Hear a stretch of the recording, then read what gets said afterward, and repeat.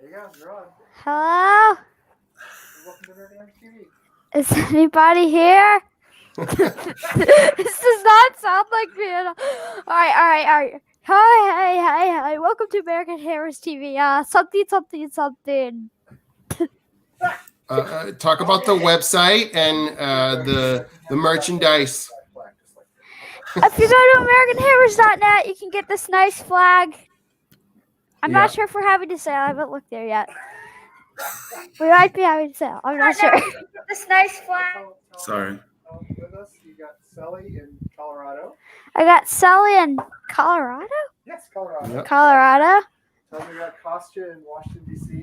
I got Costa in Washington, D.C. And Very good. Good evening. Not Charles Walsh in London. I have Charlie, not Charles Wash in London. Hello. All right. Okay. I mean, I could get the conversation going, but it's probably not going to be West Ham People are related. on here. Yes, people are on here. Yes, Hi. people are watching. Hi. Say hi to the chat room. Hi, chat. Hi, chat. Hi. Shout out to the Isaac. All right. Good job. You ready? Good job. Well done. Yeah, that's fine. Yeah. Better than any intro I could have done, that's for There you sure. go. Yeah, There you go. I was going to Good bring job. up like Pokemon or something, but nobody wants to hear a 10-minute thing about that. Yes, how you guys doing? Hey, good Hey, to see Lee. you, Lee. My son's goal in life is to be a YouTuber, basically. That's a lot of middle schoolers' dreams, I find.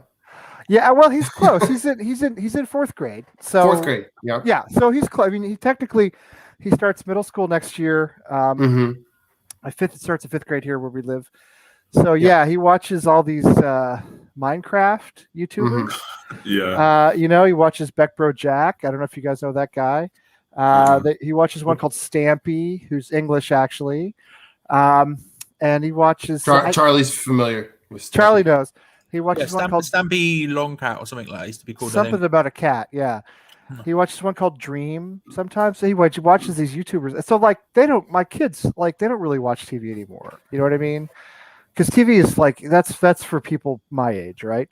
So they watch YouTube and they play their PS4 and they play Minecraft, but we do play FIFA. I will say that he's good at FIFA. Does he play Ultimate Team? We just play we don't get into any of the lines. Good. It's just simple. Don't start. It's a terrible drug. Charlie will tell you. We have FIFA 18, so it's got the World Cup. So nice. If we play a tournament, it's the World Cup, and he likes to he'll play as England or he'll play as West Ham. If we're not playing World Cup, he plays West Ham because he knows I don't want to see West Ham lose, but I'm still trying to beat him. So there's a tension there. You know what I mean? Question is, who do you pick when he's West Ham? Do you pick Saint Etienne or usually? Yeah, I usually pick Saint Etienne. Sometimes I go rogue and I played it as Hearts the other night, or sometimes I'll find. Yeah, I played as Excelsior Rotterdam one time. So but those players are so slow. All of them. The only way I can ever beat West Ham is to play as Saint Etienne and have an excellent game. You know what I mean? And I'm not a good FIFA player at all. And he's pretty good. And my little guy Andrew plays too. But yeah. So YouTube is like they sit around pretending to do YouTube videos all the time. Like I hear them downstairs, like, "All right, guys, we're back with Legos. Like we're gonna build some Legos," and they're not actually doing videos; they're just pretending. So he begged me tonight. My little nephew is here, who's very close to my other son's age. Isaac begged me tonight. "Can I go on your show?" I was like, "Okay, fine, go on the show." So next time I'm going to get him warmed up a little bit. You know what I mean? So he comes on, he does all the intros and everything. Anyway, how you guys doing? Yeah, doing pretty well. Can't complain. Good. Been pretty busy. Weeks are flying by, so it's always good. It's already March. It's crazy. I feel like we just celebrated the welcoming of 2021 2 days ago. Mm-hmm. I love the end of February. I hate February. It's the worst month of the year. I hate March more. That's funny you say that. Do you really? Well, March is the Yeah, second worst. March is the second worst month of the year. March is The brutal, thing too. is, as an educator, March is one of the few months where there's absolutely no days off, and it's a long that's month. true. And the kids are kind of done, and they need a break because they've had 2 and then 3 months at the end of March of straight learning, pretty much. Right. It's weird So. because you probably do it the way we do it. You have like a February break and an April break. We have had a February break for 2 years now, and it's a new thing. We didn't have it before. See, when I was growing up, and I think it's still this way in most of Texas, you get a spring break in March. Your spring break is in March. And then that's it. You don't have one in April. You don't have one in February, but you get out. We never went to school in June ever. We were always out by the end of May. And here in Mass, the boys have a week in February and a week in April, but they go to school almost the whole month of June. They go through like 3 weeks into June. I'd rather have them go to school in February and March or April. You know what I mean? So it's like are they in a quarter system? No, it's semesters, but I mean it's elementary school, so it doesn't really matter. You don't have like exams or anything, All right. But they just, they do September, October, November, December. They have like a week and a half at Christmas, and then they get a week in February and a week in April, and then they're done in June. But I mean, what are you doing? The thing is, we're not skiers. Okay, if you're a skier, you take your family skiing in February, right? We don't do that. The people who don't ski, what are you going to do with kids in the middle of February? There's nothing to do, So it's kind of brutal. This year we were able to go sledding because we had snow on the ground, so that was something. Yeah. But it's kind of rough. So anyway, So Isaac did our intro for us, and you guys know what to do. If you haven't liked and subscribed, please do that, and tell a friend to do it too. We could use the numbers. Before we get started, guys, I wanted to make sure we mention, sadly, Mark, the passing of Glenn Rader, who was, of course, West Ham's manager for a couple of seasons in the early 2000s, and by all accounts, a really good dude. His results were kind of mixed, but that's not really what's important here. Everybody said he was a real gentleman, and I've read a lot of great things about him. So, just want to acknowledge that that happened. And if I'm not mistaken, I think he was a West Ham supporter as a kid too. If I believe that he was actually like from the area. So, anyway, that's probably that probably goes too far back for most of us as Americans. Maybe, I don't know, Charlie, are you old enough to remember those days? I remember him as our manager, but I don't remember whether he was a fan of ours. I just remember him taking over and then having to obviously leave because of his heart problems. Was it? No, it wasn't heart problems. It was brain tumor or something. tumor. Yeah, that's right. He had to leave in the season, the 2003 relegation season. He had to leave in April because he had a brain tumor, and Trevor Brooking took over, and the team actually did really well under Trevor Brooking, but no, still managed to be the only Premier League club to ever go down on 42 points, thereby triggering the loss of Joe Cole, and who else? Who else was in Glenn Johnson, Michael Carrick, Frank Lampard, Jermaine Defoe, and I think DiCanio left after that too. Yeah, the core of the England team for like the next 10 years, and plus Paolo Di Canio. So anyway, I don't mean to bring that up because here we go. I don't mean to. I want to remember the guy properly. Right, and Woodford's in East London, right? But that doesn't necessarily. I guess he was a West Ham fan. I didn't know that. I seem to remember reading that he was.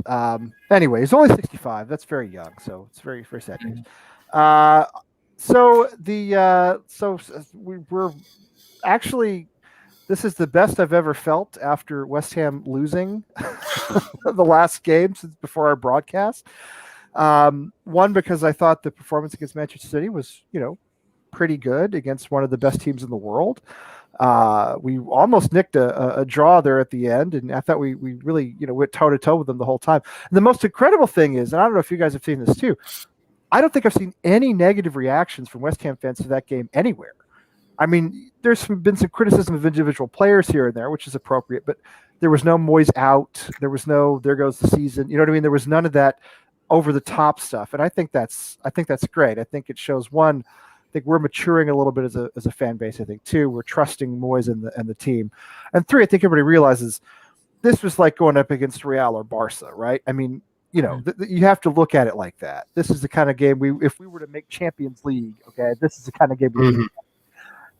Do you guys have any leftover thoughts from Manchester City?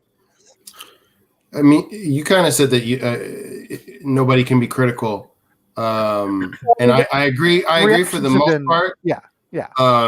You can you can always criticize here and there, but there was no over the top. You know? The one like critique that I come away with, and it's not a criticism of the player, really in general, but I'm not sure that the Ben Johnson at left back experiment is working when you're playing the best team.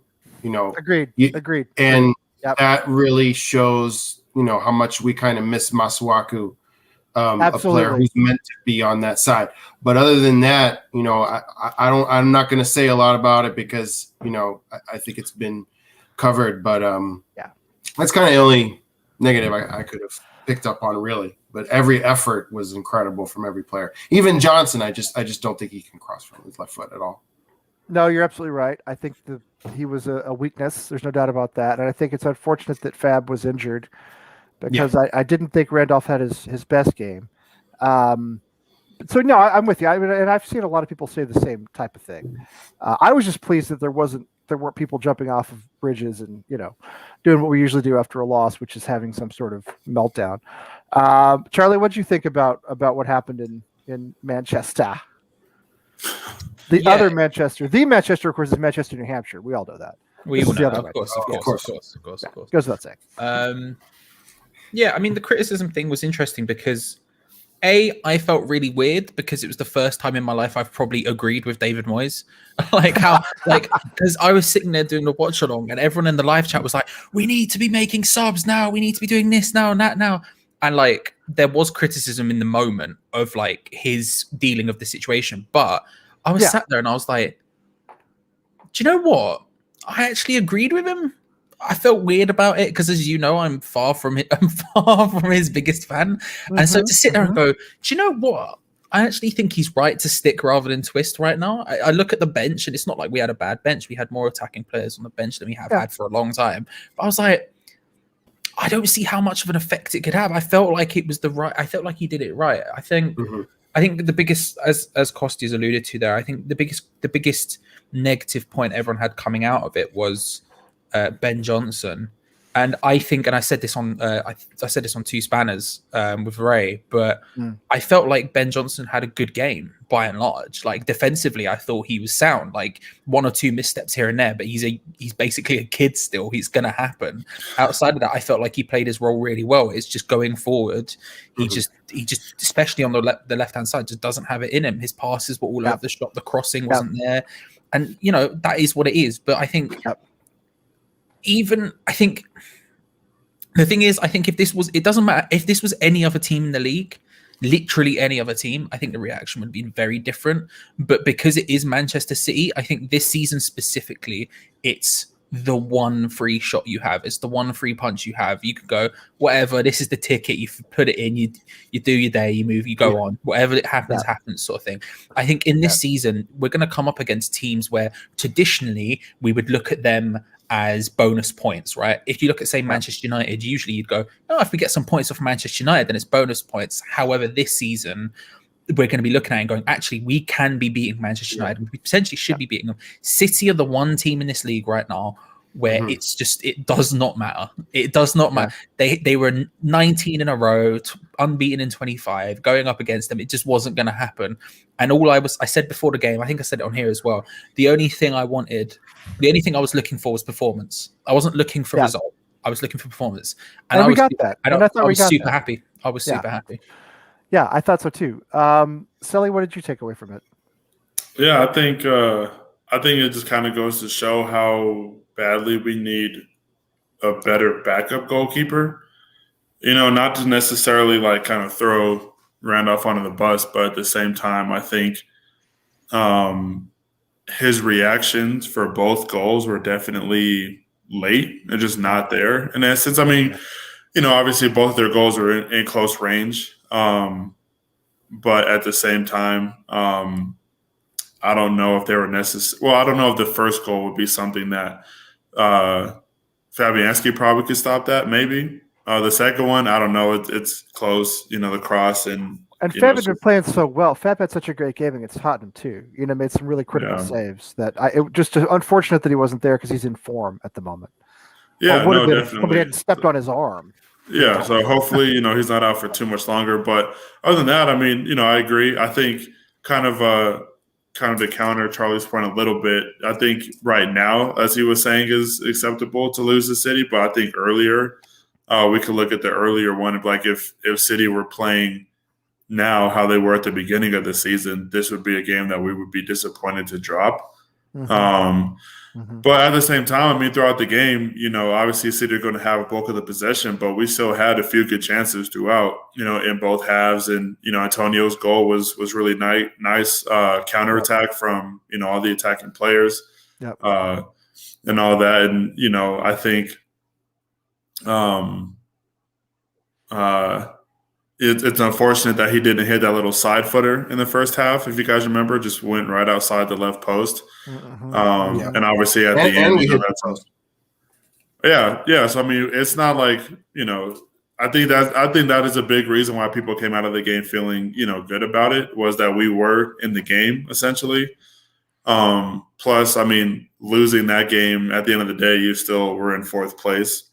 That's house money game to me. And we said that last week, house money game, and you look at what they did. And I wondered if Wolves were going to pull a Watford. You remember last season, we lost Liverpool. We put in a very good performance, still lost Liverpool, kind of in unfortunate circumstances. Watford come in like the next week. They beat Liverpool. Liverpool are no longer invincible, et cetera. And I thought, well, maybe Wolves are going to pull that. But you saw what City did to Wolves, early lead, Wolves equalized in the second half. It looked as though maybe Wolves were going to nick a point. That game finished 4-1. Once City scored the go-ahead goal, the floodgates just opened. They scored twice in injury time, and they're ruthless. They're relentless, and I think the fact that we took them all the way to the death with a chance to get a draw in that match was a sign of how well we're playing right now. You put that on top of the Tottenham performance, which was also very good. There's nobody I look at the rest of this season and think that's a game we cannot win. This is the last game I looked at and thought, I don't expect to win this. The rest of the season, it's wide open.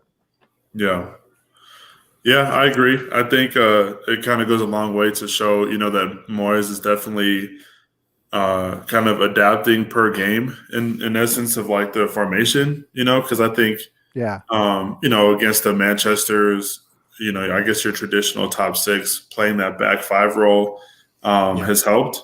But then, playing like Leeds, I'm sure it'll be like a back four, that will probably have three attacking midfielders and Antonio up front, something along those lines. But, I know an early criticism I had was, you can't play like a back five against everybody and expect it to work. Well, he's changed it, depending on who we're playing. And I love formations are different. Yeah. I mean, he's. I think the players definitely trust him to go into it with the game plan. And I mean, I was the one thing going into it that had me concerned was that we really only had 3 attack-minded players in the starting 11, and that kind of made me nervous. Even though it wasn't necessarily like a surprise, if that makes any sense. And as Kostya said, and I think as we've all said, Ben Johnson, a young player, and he's going to be a good player. He really wasn't quite up to it in this game. Not in that role. He didn't provide the attacking option that we maybe wanted him to provide. I actually think we missed Masuaku immensely, even though we're playing well on the team. That's what I was going to ask Sully. Huge. Yeah. Because I think Sully said that. Did you imply that we shouldn't have a back five every game? That there are certain teams that we should be more adventurous against, like lower table teams, and I agree with that in a sense. But do you think that if we had Masuaku, do you think that a back five is then more offensive because you have your fullbacks pushing up the wing, and maybe it is your best lineup? Because he was really hot in like incredible form until that injury. What do you think about that? Would you say the same thing if we had him and not Johnson? Yeah, I'd say the same thing. I think back five is good against teams that you're not going to have a bunch of possession against, because you can clog up a lot of the airway, I guess. But you don't need to necessarily play a back five against like Fulham. You don't need to play a back five, against lower table teams, because essentially a back five is really defensive minded. Obviously, you can, on the break and whatever it helps, because you kind of have more alleys going forward. But at the same time, if you take out the back five going forward and you have like 3 attacking mid, or let's say a second striker or whatever, I think, to those teams that we should be beating and we should be more attack minded against, a back five doesn't help that. Yeah, I mean, what I particularly like about the back five is I think Souček score. I don't have the stats on this, but I feel like more of Souček's goals occur when we have a back five, or when he can push forward and has more liberty to push forward. And I think when you have a back five, he can do that. Sorry, I've got a bunch of boxes right next to me. I'm not in my usual spot. But no, Souček is our leading goal scorer. And I think that when you have a back four, he has more defensive responsibility, and he can only score on a corner or a free kick, as opposed to some open play goals that he's had when we have a back five, maybe. I think it's both that, and again, I don't know the stats either, so I'd have to look into it. I could be making that up. It's one of those things where you feel it, and then you have to look at the stats. I could be totally wrong. It's effort and screw that. But I think one of the other options is the difference is like when you're playing specifically the 4-2-3-1. If you're thinking about it just logistically, there's so many more people in front of Thomas Souček.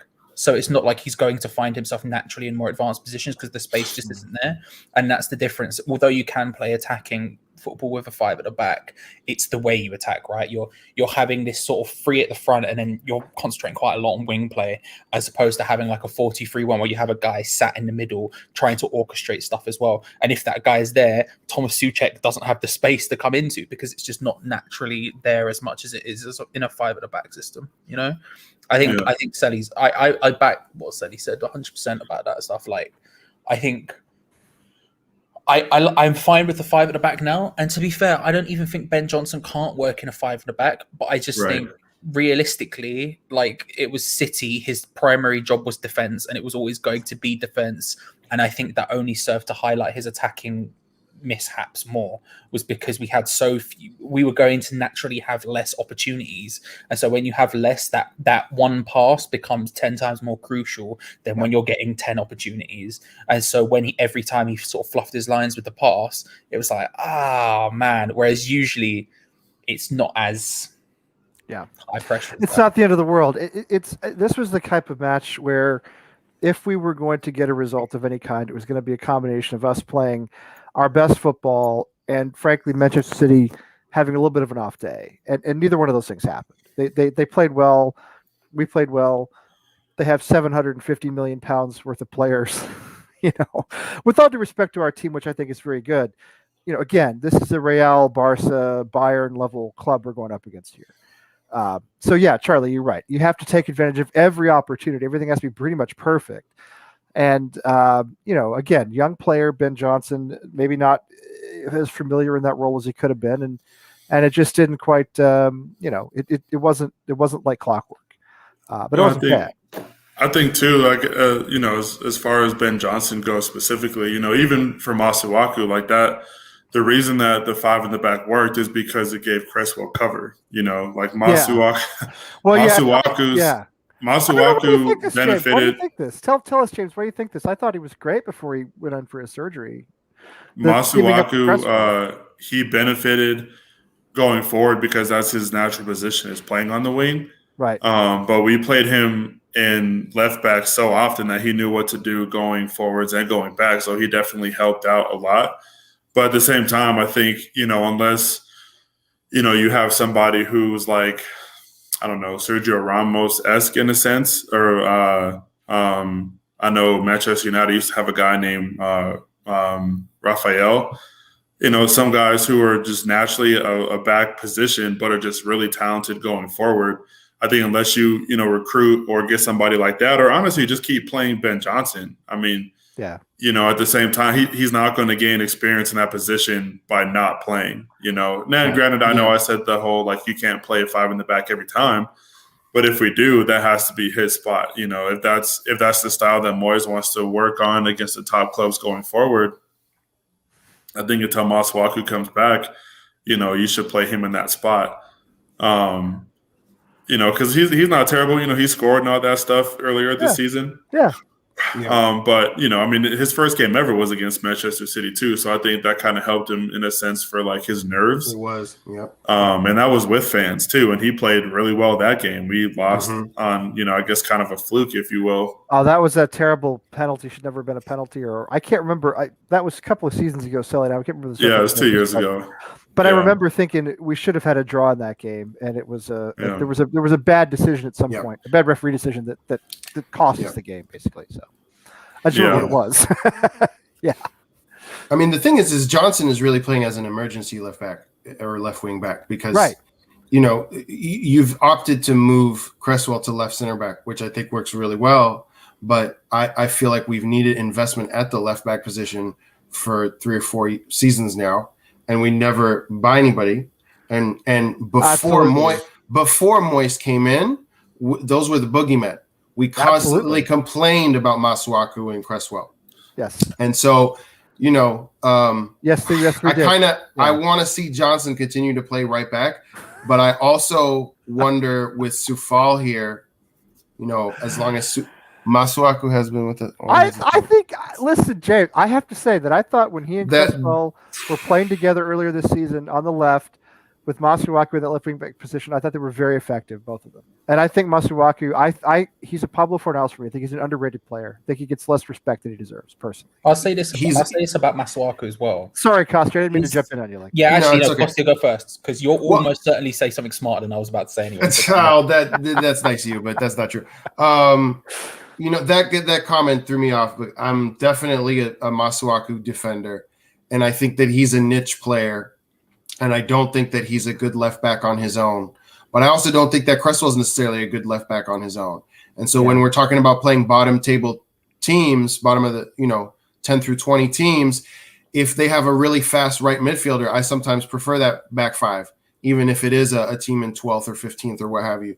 And I was just going to point out that the lack of investment at that position means that we're stuck in this situation because we want Cresswell to play left center back because he's done so incredibly well there. The only other thing I was going to say is, what about the idea of Ben Johnson doing a similar thing once Masuaku returns, which is to play right center back and to basically come off of Soufal. He knows how to play on that side.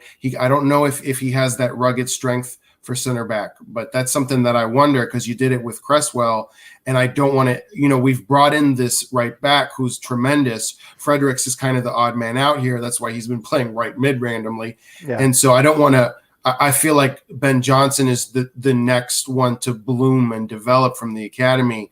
And I would hate to shoehorn him at left back or left wing back where he's doing his darndest, but he's just uncomfortable.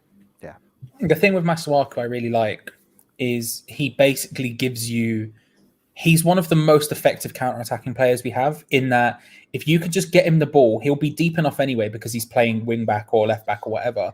He will dribble the ball all the way up the end of the pitch. Now, don't get me wrong. He might not do anything useful with it, but sometimes, especially in games against people like City, where you're under a lot of pressure, it's nice just to have a guy to get the ball to get you out of those positions. And it's something that I think you can't really overlook too much, because it's so good. When I saw Lingard was doing it quite frequently before, where he would pick up the ball in really deep position just outside the area, and then he had the ability to just take it the entire length of the pitch. And not only does that get you forward in an attacking sense, that also relieves defensive pressure. And that's something Masuaku does really well, because that's basically his entire thing. Like, when we're talking about, like, he's a left winger, he's this, he's that, I think he is a left wing back, but more specifically because of that trait inside of him that I don't think many other players have. Like, is Cresswell better defensively at left back? Yes, but Cresswell cannot do that. There are very few players who can do that, and I think actually in our team there's probably 2 or 3 max, and he's one of them. Cresswell has slowed down, right? And I think Masuaku provides that cover, and once Masuaku makes a defensive mistake, Cresswell's there behind him to fix it. Yeah. And that's why it works so well. Yeah, I think one thing too, I'll say earlier, the points that you guys were talking about with Souček, being the leading goal scorer and trying to get him forward, I definitely, think that he should be involved in a lot of stuff. But for him, kind of being the leading goal scorer for the team is not necessarily a good thing. I agree. You have a center defense mid as your leading goal scorer. I mean, we're really good with set pieces, so that is your explanation for that. But at the same time, I think that also just goes to show that we didn't get until Jesse Lingard, like our midfielders were not scoring whatsoever. Unfortunately, obviously we know the near misses that Fornells had for a while. Benrahma, I think, was settling in. He's definitely taking his chances for sure. But at the same time, he needs to score a goal. He needs to get off the schneid. He needs to score a goal. Not criticizing his performances, for his confidence. No, definitely not. I mean, he makes an impact. This goal will do a lot of good. Yeah, a goal. Yeah, he makes an impact whether he's playing 90 minutes or 25 minutes. And I think that's pretty visible. It's the one thing he hasn't done is scored yet. But as wonderful as it is for Souček to have all those goals, I think is just kind of it goes to show the importance we need for other players to step up who need to be scoring the goals. Yeah, Go ahead. I was going to say, I also think, conversely, though, it does show the system works. Because let's be real, when David Moyes saw this big lad come into the club, let's not act like he wasn't seeing an afro in the back of his head and gone, I found Fellaini again, it's happened. And what was Fellaini doing? Fellaini would score bucket loads of goals from all sorts of places because that's what Fellaini did. I think as much as it does, I agree with you. Personally, I prefer my teams to score. I prefer every player to score. Obviously, what I mean is I don't like having one guy who does all the goals like last season with Antonio, because that player goes down, you're screwed. But I think it does show the system at least is working and that he's a player who really, really works within that, because that's just. Oh yeah, no, definitely. I'm definitely not trying to slate anybody. Obviously, the system does work. Like I said, I think the set pieces was it's been a strength for us for a while. And I mean, if let's say, I don't know, if Cresswell was our leading goal scorer, cool. I mean, goals are goals. I'm not going to take them away because they're from a defender. I'm just saying, outside of Antonio, there's no really attacking player who's really getting goals. And even then, Antonio only has 7. Well, with Lingard has scored a few now here since he's come into the team. But in terms of the players we have, our permanent players and the players we've had all season, I'd like to see more from Bowen. I'd like to see more from Benrahma in terms of goals. I agree with you, Selly. And again, Bowen's performance has been a little up and down. I think Benrahma's consistently been very good. He's just not hitting the target. He's not finishing. John in Philly, how's it going? Evening. Yeah, I wasn't going to come on, and then I finally got a snoring bulldog off to sleep and sent her upstairs. So. I think maybe I'll jump in. Speaking of snoring, I was. Are you talking about an animal or a relative there? Kind of both, to be fair. At 8:45 tonight, 15 minutes before the show, I was snoring downstairs, and I was sitting in my chair, and I had just fallen dead asleep. And then Isaac woke me up, and I was like, oh, So anyway, that's one of the reasons why he started the show. He was begging me to do it, and I was like, okay, fine, whatever, I don't care, just do it. So what do you think about? By the way, John, not going to be let into the British holiday maker camp or whatever that is. Did you guys see this on Twitter? Charlie, you saw this. What is it called? Pontins. Pontins. Yeah. Okay. Pontins. It's like a series of holiday camps or vacation places, I guess, in the UK, and they have had problems with, or they think they've had problems with Irish travelers. Is that okay to say? I don't even know if it's okay to call them that, but Irish travelers. Why wouldn't it be okay to say Irish travelers? Because it's I know it's 2021, but no, because they're like well, okay. They're like gypsies. We're not supposed to say gypsies anymore either. Do you know what I mean? So I don't know if it's like a, well, I did not know that context. Okay. I thought it was just blatant discrimination against the Irish. Well, I thought it was just we don't like the Irish. I had no. Okay, well that makes it more nuanced, and we have to approach it with a fine-tuned comb. No. And they're in the U.S. too, but they're in all over Europe. They're called Irish travelers, and they're kind of like gypsies. And I know that's not a good word to use either, but I can't I'm not sure what else to say. They steal things and they kind of cause trouble wherever they go, and it's a little bit of a problem. And so this British holiday provider, whatever it is, camp of some sort, came up with a list of names that were not allowed to last names, surnames, as you'd say in the UK. They're not allowed to stay at these places. All right, and they're all Irish. So in other words, they don't really care if it's Irish travelers or a regular Irish person. They're saying no, you can't stay here. And one of the names was Nolan. Yeah, it was just a big shame, Lee, because me and Kevin Nolan were organising the West Ham piss up at the end of the season down at Tottenham. So I know, and one of the names was Walsh with a CH, obviously a misspelling of Walsh because they clearly want to keep Charlie out for obvious reasons. Yeah. But no, I have my own separate band. Don't worry, I'm good. I'm not allowed, but for other reasons, so it's fine. It's about it's just funny. It's about like maybe 30 or 40 like Irish names. So if you just happen to be an Irish person who is not a traveler, you're just a normal, regular Irish person, sorry, you still can't get in. So anyway. Well, Charlie's got one of those lists on his door to his flat, and I think it's like Frankel is the name on it, right? Yeah. It's mainly Frankel. I watched that today. Now that kid who does, it's his channel, right, Jake? It's Jake's channel, right? Okay. Yeah, Jake's West Ham Unofficial. How old is Jake? 13. 13. Okay, all right. Because my son is 10, and I was like, do I need to get my? I said right when we started the show that my son's ambition in life was to be a YouTuber. So, but I'm not quite ready for him to do that yet. You know what I mean? Anyway, but Jake did a great job, and in case you guys didn't know, Charlie and Adam Frankel, Adam hosts Hammer Shots. They had some sort of grudge match trivia battle today that I watched. And what happened, Charlie? How'd it go? That's right. Yeah, just beat him. It's all right. You just beat him. I was going to say, brag. Tell the people. I don't need to brag. Listen, there's times to brag, Lee. What was the score? And then this time, it was. I think what was the score going into the final question? And then what was the score? The score going into the final question was what? 3-1 to Adam, and then the final question, which was 5 questions each, I got 4 right out of the 5, and Adam got none. So, I mean, look. Hold on. Did you say 3-1? Yes. Yes. After several rounds, it was just 3-1. Right. Did you do the tradition? I didn't watch it. Did you do the first set of questions and the second set of questions and then the hangman? No. It wasn't Hammer Shots. Okay, I didn't watch, which is normally I keep up. Jake made these questions up himself. Yeah. It was his show. It was his deal. It wasn't on American Hammers TV. It was on Jake's channel, which is, what's it called? So it wasn't like the special that John hosted. Yeah. No. It was this was. Oh, okay. I thought it was a redux of that. Okay. It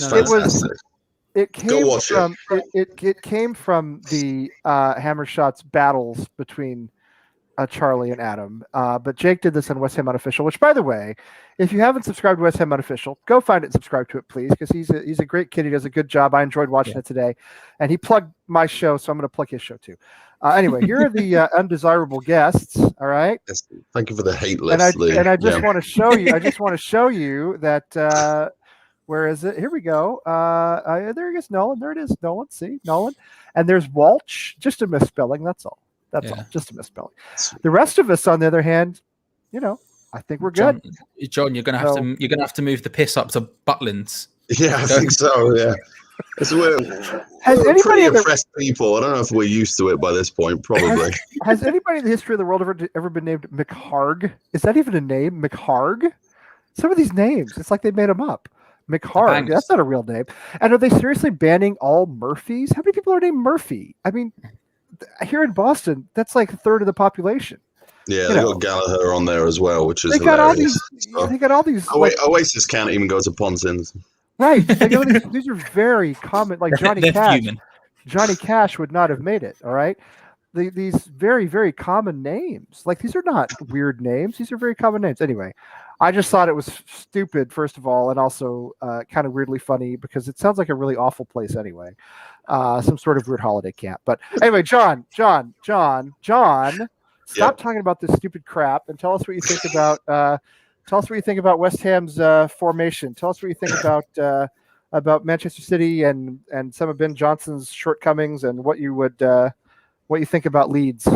coming I up. like Ben Johnson. He's getting better. He's definitely inexperienced, and he just needs match time, doesn't he, to get better? And he seems to be getting better with each match. I think the thing I was most proud of him for this weekend was he picked up a yellow card, and he put his big boy pants on. He came out in the second half, and he did all right. He did all right. He didn't lose his head. Am I talking about the right match? Did he start against Man City? Didn't he? Yes, Yeah. absolutely. Not the match Yes. before. I'm losing all. No. He space did. and time. Well, it was Saturday morning at 7:30 a.m. It's now Wednesday night at 9:45. It was so long ago that it's hard to remember that it even happened. So. I mean, it was like almost a week ago now that we played. So it's like ancient. We're having to dust it off like with those little archaeologist brooms. Anyway, I was getting my matches confused, but he came on against Spurs, didn't he? That's when he subbed on. He did just so in that match. Going up against Gareth Bale's no easy task, even if Bale's not looking the best, to be honest. But he seems to be on the rebound in the match against us.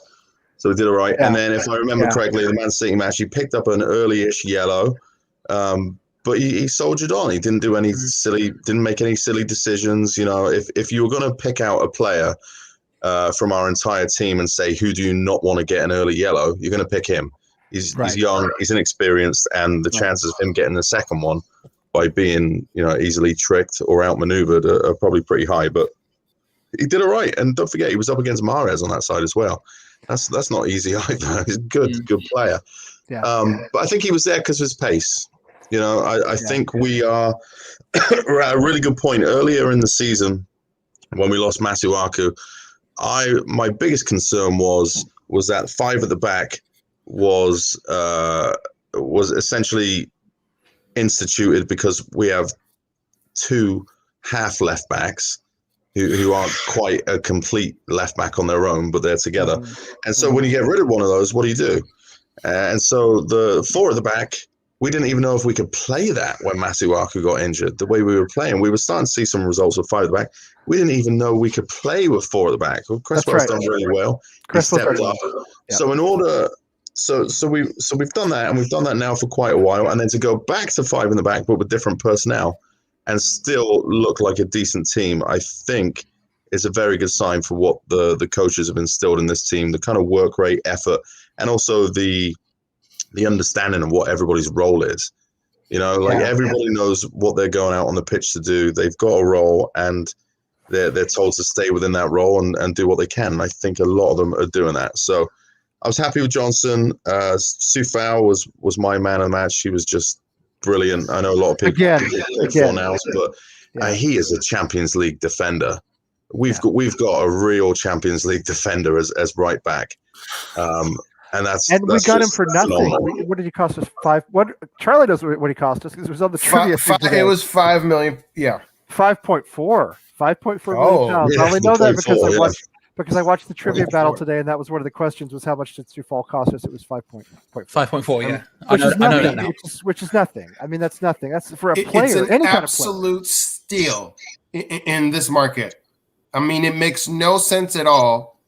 The only thing I can think of is that the chairman of Slavia Prague, for some bizarre reason, really likes either Sullivan or Gold or Brady, and has it because we have this incredible relationship to the point that it's rumored. Yes. I think it's hearsay based on a Twitter comment that he made about saying it was a possibility that our 2 clubs would form some sort of alliance where perhaps they sell us players at a discount and then we loan them players or who knows what type of agreement you're going to set up, which is freaking cool. But I don't think they meant to sell him. Who undervalued him must have been fired by now, right? Whoever said, $5 million, that's fine for Vladimir. He's not that good. He's okay. Can I be super controversial here? Go on, what? Yeah. I think 5 to 10 mil is probably right for Kufal. He's that's good. A big range, Charlie. 5 to 10 mil is twice what we paid for him. Sure, that's fair. That's fair. But what I mean by that is, I'm going to go buy a hamburger for $10 to $20. I mean, he's not going to get any better because of his age. He's not particularly fast. He's not particularly dynamic. Now, for us, he's worth Don't a make lot me more. cut you off, Charlie. Don't make me cut you I- off. No, no, no. It's Don't make me listen, do it, Charlie. I love him. I love that man. Trust me, I'm telling trust you, me, you're on thin ice trust me, here, trust pal. You're gonna Trust get me. banned. You're gonna get banned. Okay, just like at Pontins. You can't go to Pontins. You can't get back here either. Pontins can go unless I misspell my own name on the form, which is a problem. No, it's not. I think he's bad. I think he works perfectly for us. I think for us, he's worth more. But I think he was never going to go to a bigger team than us because bigger teams aren't going to go for a right back like that. Realistically, he's probably our level. I think he's a great signing for us. Like the money makes sense, everything makes sense. But the price wise, he was never going to go for more because he was never going to go to a bigger team because he's not dynamic enough. But he works perfectly in our system. How is he not dynamic enough, Charlie? The man's he's in like the top 15 for chances created in the Premier League. He's crossing. That's his jam. Ryan Fredericks is more dynamic than Kufal. Fuck it. Where's Wally? Where's Wally? Look, Wally, in the Who chat room. does he have with Wally. Wally? Wally, why do I point the wrong way when I try to point at the chat room? Anyway, you guys know where it is. Wally, get on here, Wally. Come on. I saw you earlier. You were here before. Charlie's repping your man. Do you know what it is? It's when I went to get the vaccine. Wally injected a microchip into my brain and makes me think about Fredericks. No, do you know what? He's tracking your every move from your Yeah. from your chair to the bed to the bathroom to the TV. Yes, Yeah. back to the chair, back to the bed, back to the bathroom, back to the kitchen. It's a By exciting the life. way, go break the lockdown rules and knock on Rebecca's door and tell her I sent her a link to this to come on tonight, and she did not even respond to me. I got nothing. I got nothing from her. All right. Now I'm used to that from women. All right. Granted. But I thought maybe she'd show me a little more respect. You know what I mean? Anyway, just so you know. She's probably asleep. Oh, that's no excuse. Come on. What is it? 2, 3 o'clock in the morning there? Please. Charlie, I'm going that way on Friday to get my medication, so I'll you shout. tell her. You tell her. I walk she- vaguely around her area, just shouting her name. She's disrespected me for the last time. Okay, solid. It's not me dissing him at all, and I need to stress that. No, I think it is. In a manner of speaking, it is because I would say that he is better than Ricardo Pereira and Nelson Semedo. Both, yes. I will take him over either of them. Yes, I will take him over either of them. They're only a year younger than him, and they went for 35 million and 25 million. So he's at least worth 20 million. At least, yes, all day long. Pereira, the best right back outside. He's of a better defender. Oh, he's that good. That's why they start Timothy. Oh, what's his? I don't know what his first name is. Castagna over him. Pereira. No. He's been going to the bench lately. Semedo. I probably agree with. I think Semedo's kind of a one-trick pony. To be fair, I think he's one of those people you take the bet on, but it's a high risk, high reward sort of thing. Yeah, it was a dumb move in my opinion. I see why they went for it. The pace makes sense. Pereira, you've triggered Foe in the chat room, by the way. Pereira, he's triggered. Yes. Is it my Clarendon blue glasses? I don't care. I'm with you, Kostya. I'm with you tonight. I feel feisty tonight. All right, I feel more comfortable with him than Pereira. I really do, because Pereira is just a little bit more offensive minded, and I just think Kufal is more solid defensively. If you're going to make an argument about dribbling or pace, then I could see you going that way. But for our team, I prefer Sufal. He's put you and my real point was that if Pereira, so even if you're going to disagree with me, he's not that far away. Okay. Either way, he's worth at least 20 million. That's my point. If you're going to pay 35 million for Semedo, Sufal should be 20 million. No. That argument's madness. Look. Here's the thing, right? The argument is if you pay that much for Semedo, okay. If you pay fucking how much for Philip Coutinho at Barcelona, then Mark Noble must be worth 100 million. Look, let's put it this right. That doesn't. You can't tell me he's worth £5 million. That's ridiculous. Charlie Wolf swear he's pumped up. Go on, Charlie. That never happens. John, you know what you mentioned? I saw you in the chat. You said it's my second show eating something to eat. It's my third. This is the third show I've done today. I'm at this point now. Is it really? Yeah, and, Is it then really? the Okay. second shot shoved an entire orange into my mouth. We Listen, love having you, Charlie. Always love having you. You do not have to come on if you don't want to, but I do Oh love. no, I love But it. if you Wednesday. do, I bring love snacks. having you on. I love having you on. Yeah. Oh, I did. I was eating Cocoa Pops. Look, having said that, I've also got a crispy roll, a dime, and an entire big bar of like chocolate hazelnut. So we're here. But look, let me put this just right. Pereira. No, the thing is, I'm not dissing Kufal. I don't think Kufal is a bad player by any stretch of imagination. I think Kufal is a really good player, but he was never getting a move to a club bigger than us ever. He's not dynamic enough. He is really good at what he does. And like you say, defensively, I agree with you. I'm really confident. I said this on the show last week. If a player is like here next to him, I have 100% faith in Kufal, no matter who it is. Sure, Neymar or whatever. I'm not talking about that. But like most players in the Premier League, if they're one-on-one with Kufal, I'm like, do you know what? I will back Kufal. 100% I would. But if they're 10 feet away from him, nah. It's not happening. But that's the thing. That's not bad. That's not a bad thing. That doesn't mean I look at him and I think he's a bad player. That also doesn't mean I look at him and I don't think he should be starting for West Ham, because I do 100%. And I'm happy with him. I'm happy enough with our right back solutions right now. I wouldn't even come close to looking at another one this summer. Our right back really like- solutions. At the same time, Do you work in technology marketing, Charlie? Our right back solutions. That sounds like something I would do. listen, I don't want to show off. That's what I'm talking about. I did Flame on the cloud. I did invest in Delta a couple of weeks ago, and I've made a lot of money off it. But what I will say, Everything yeah.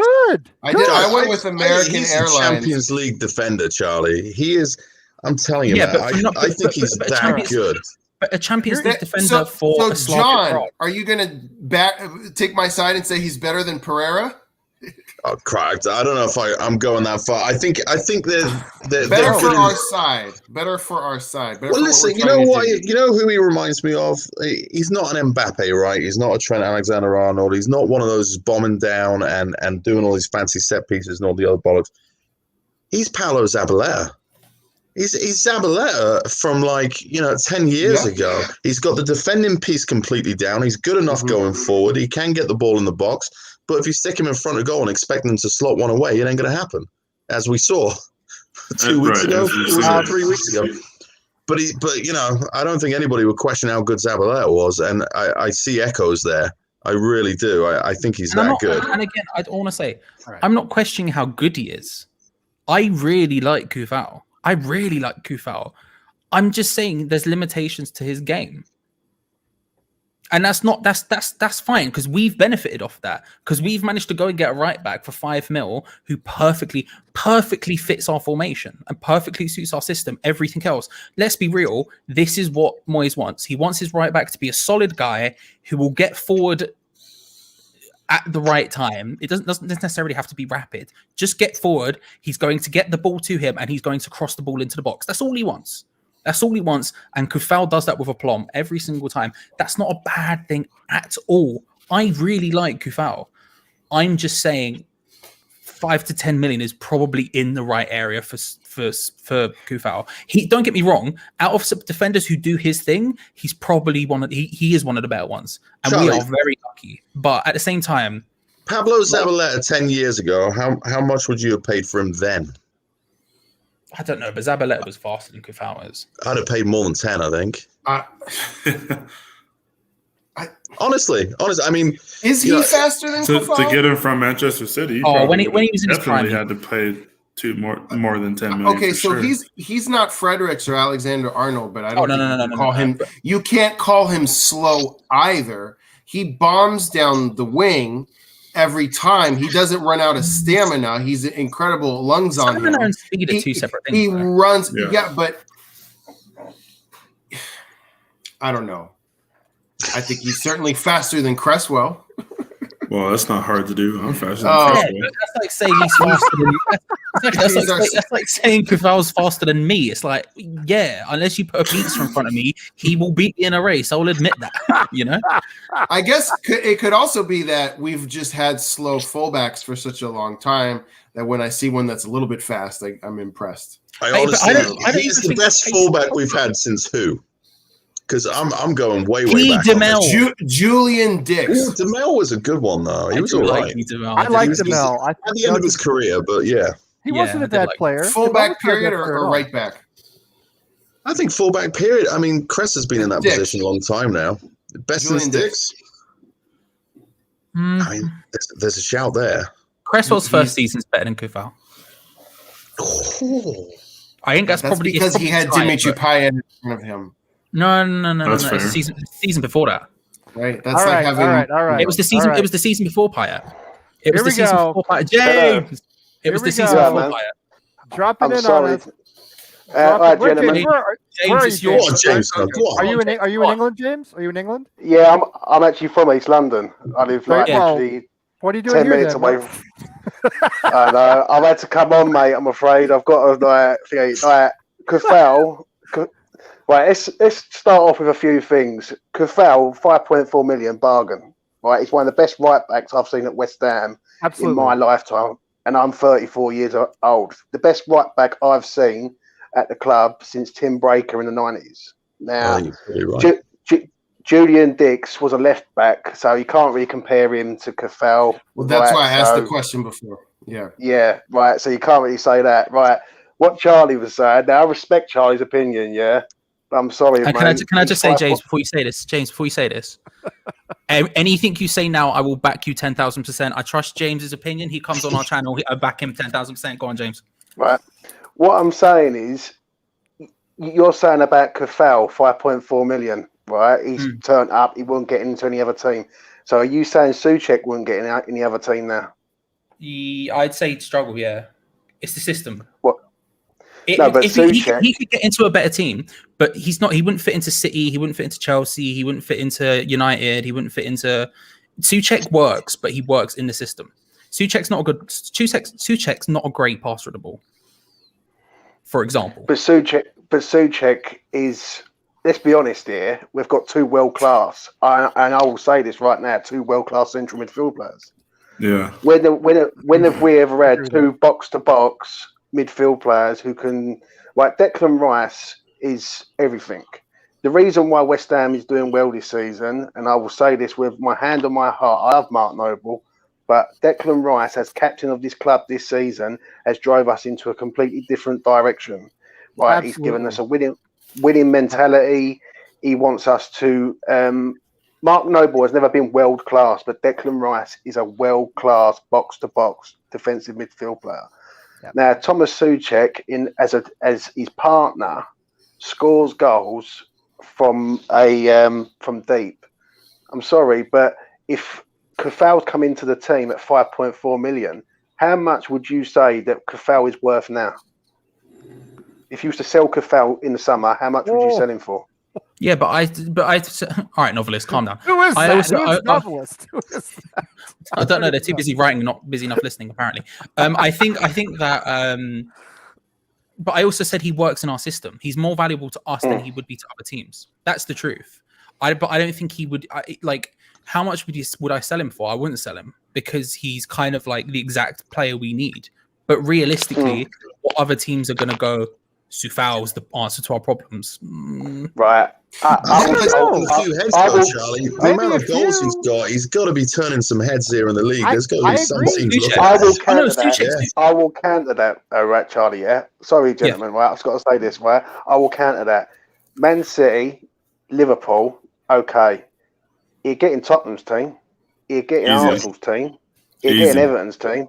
You're Easy. getting Aston Villa's team. He would get in quite a lot of teams. Yeah, Like, but in you're the naming all league, people barring- with bad fullbacks. Yeah, Yeah, but- Charlie, Well, I mean, that's just- Yeah, but I mean, those are it's teams not- that are I mean, that's- competing yeah. for It's Europe, not like us, Souček's fault that they that are got bad hoping to get fullbacks. sixth. right. You can't have it both. What I'm trying to say is you can't have it both ways. You can't have it saying, well, he's a good fullback, but he won't get in them teams. And on the other hand, you're saying, well, they're bad fullbacks. No, but Like, you can't have it both. if there were two, no. But what I'm saying is they would go for a better fullback. Like Arsenal, Only for 'cause of example, his age. went and got Cedric Suarez, which is stupidity. Who else is there? Like Everton have tried like a number of people there, and it just keeps not working. But they would go and get someone better.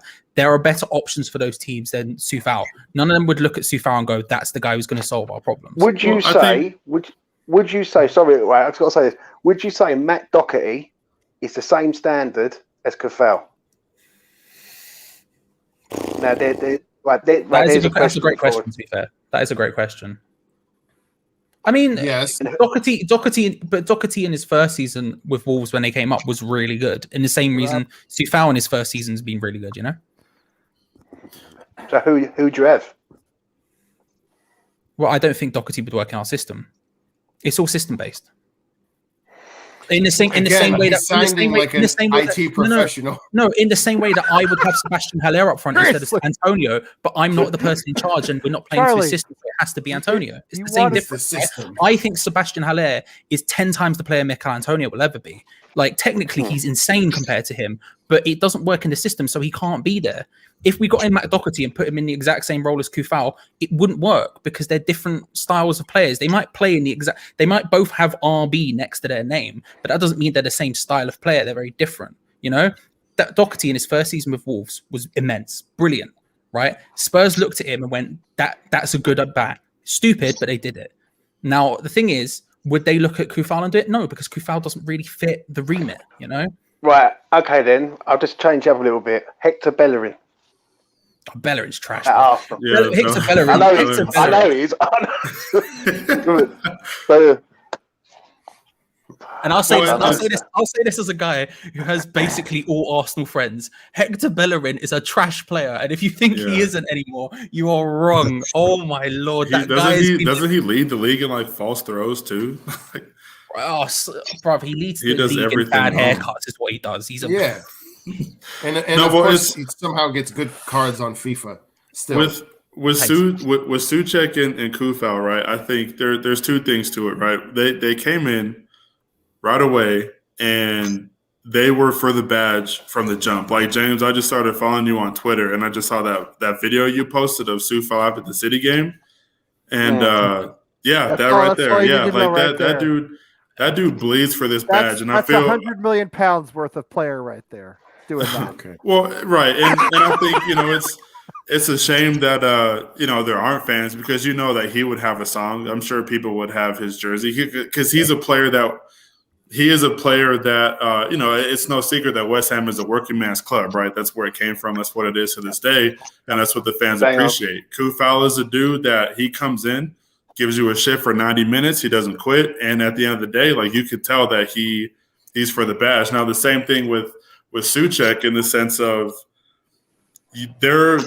was the risk reward was so great for both of those guys, right? You had no idea who either one of those guys were. I mean, Souček could be worth what? How much are you selling for? No less than like 25, 30, maybe even more than that. Dude is a beast right now, and we got way more. Just proving my point. I'm saying, like, you got him, and it's somebody you probably have never heard of, unless for whatever reason you played against Slavia Prague in FIFA. And both of those guys came in and made an instant impact, right? James, what you were saying earlier, first time. I know I haven't been a fan as long as pretty much everybody here, but I don't think I've seen the team have a box-to-box center midfielder outside of maybe when we got Song from Barcelona on loan. I was just gonna say Alex Song, but outside of that, I mean, it just doesn't happen, And I know Mark Noble's had his moments, but I think the game has gone past him. But now that you have two of them, go ahead. Mark Noble is he's a West Ham boy, right? Right. He's a West Ham lad. He's been with us through thick and thin. He's been with us through relegations, administrations, everything. But he's never been world class. He's been good, but he's never been world class, right? He's never been capped for England. He's never been capped for England that I know of. When you look at Declan Rice this season, and you look at his interviews, the way he conducts himself, I like in that man how he refuses not to lose. He'll go, what? Right. The next game, after the City game, he was going, right, the next game we're going to make sure we're on it. We're not going to let this slip now. I'm loving that. I've never seen that at West Ham in my lifetime. And I'm 34 years of age. And James, I mean, think of it. We talk about this a lot on this show. Think about the way we respond now to going down a goal or conceding an equalizing goal. It used to be, and I'm saying, listen, we all love Mark Noble, all right, for what he represents, for what he's done for the club. But our shoulders would slump, our heads would droop. I mean, you've seen this, right? You've seen this. Yeah. How many games have we won this season that we would have lost last season? You could start naming them. You can go right down the list. We would have lost to Fulham in that first match. We would have lost to Sheffield United in that first match. We would have lost to Villa in the first time we played them. I mean, Tottenham. Tottenham. Certainly Tottenham when we're down 3-0. I mean, there's no way I'm sorry, but there's no way we come back with Noble on the pitch and everybody slinking around out there. He did great things. Yeah. He carried Andres Herrera off the pitch. He went head to head with Paul Pogba. That's great. You know what I mean? I love that kind of stuff. But as far as leadership and bringing the team along with him, putting the team on his back, he never did that. Declan Rice does that. Declan, for whatever reason, he does that, and you see it. Degree, and I do think the manager makes a difference. I do. But Declan Rice does it in a way Mark Noble never did for all those years. Well, I think you can't discount the recruitment though, because Right. that I is, we brought in leadership. We didn't bring in, Egos. we didn't bring in egos. We didn't bring in I'm here for a paycheck. We didn't bring in I'm at the end of my career just looking for last payday. Oh, We brought in Yeah. Kufau. We brought in Souček, two lads that are staying behind on the training ground and setting the tone. They're setting the tone behind the scenes, and that's stuff that we don't normally see. Like we're not privy to all that kind of stuff. And But that's get all little down. snippets out That's of the all club. down to David Moyes. That's all Yes, it down is. to him, because left and right, Sullivan suggests to him those cancer players because he actually likes them because he's a cancer himself. He likes true. signing because signing true. signing Joe Hart for his last paycheck. But when he's not good anymore, and he's just had a shit season in Italy, that's like buying a vintage Ferrari.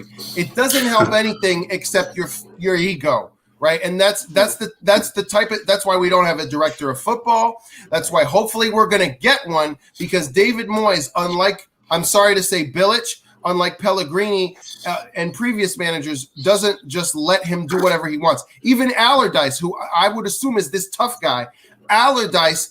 Somehow Modibo Maiga just showed up at training one day, and Allardyce had no idea. He was Sullivan's gift. Sullivan gave it to I don't Allardyce's know gift. if this is written in David Moyes' contract, or if he just has the right wherewithal and attitude to deal with a man like Sullivan because he was at Everton. Now I don't think Everton had a chairman that was on this level, but he's used to working with not a lot of money, and he's put his foot down and said, I'm only buying the players I want. That's why we'd rather go with no striker than sign Diego Costa, because David Moyes knows that's a stupid signing that the old West Ham might have made, but he's past it. He's going to want 200K, and that's why you have Soufal and Souček, and they're worth double, triple of what we paid for them. And he cares about chemistry in the locker room. Yes. And that's a very American phrase I just said there, but you know what I'm saying. He cares about how the players respond to each other in training. He cares about how the players get along. And you can tell this team they're playing for each other, all right? And I don't think we ever had that with Arnautovic here. I don't think we had that with other players here in the past, but these guys play for each other. You've also got to look at it, though. It ain't just Moyes. His backroom staff. He's picked his backroom staff very well, right? Yeah. Kevin Nolan, not allowed into Pontins. Kevin Nolan, along with John, not allowed into Pontins. That's right. Yeah. Alan Irvine is the main reason why Craig Dawson's at our club. Alan Irvine was the manager of for Dawson when he was at West Brom. And let's be honest, we was thinking about signing James Tarkowski for 35-40 million, and Dawson's come in and been brilliant. Sensational. I'm not laughing at you, James. I'm laughing at this comment. Dawson, you could, arguably, how much what do we pay? What if we haven't signed Dawson permanently yet, have we? It's 3 million at the end of the season. We're obligated to if he makes 15 appearances. Okay, well, so we'll sign him, and we should sign him. How is that not the signing of the season? Honestly, it's got to be down to him and Kufal as just not necessarily hammer of the year, but signing of the season in terms of bargains. We brought in Craig Dawson, and along with everybody else, I said, "Who is this guy? What are we doing? We're going out. We're getting some washed-up player out of what is now the Championship since he went down with Watford." I couldn't have been more wrong about that. These Moyes signings have consistently been excellent for us, but Craig Dawson, the guy's more than a cult hero. He's actually a good player. He's a good center back. and I feel as though again he's just a guy who like kind of came out of nowhere. I just want to bring up. Just every time he gets mentioned, I said I'd sign him, and everyone said I was an idiot. Sorry, carry on. It's true. You did, Charlie. I just want to bring it up every time because I'm not right often. So when I'm right, I need to keep telling people about. No, you were dead. And I remember. Let's ask Charlie this. Why though? Why did you say it though, Charlie? What was the reason? Because I think especially his time at West Brom was the time I really liked him. But I felt like he was really good in the air from set pieces. He was always a massive threat, especially that last season with West Brom when they went down. He had an insane amount of goals from set pieces. I was like, how is he doing this?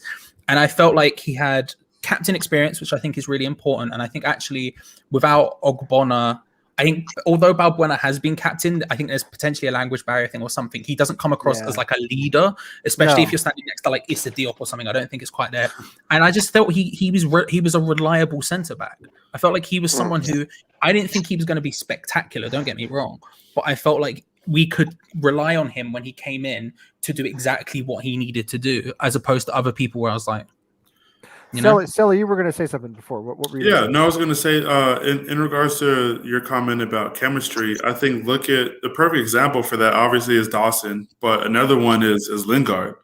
Lingard came in and straight away made an impact. Obviously, the 2 goals in his first day or his first game, but at the same time, he's looked like he's been with the team for a while now.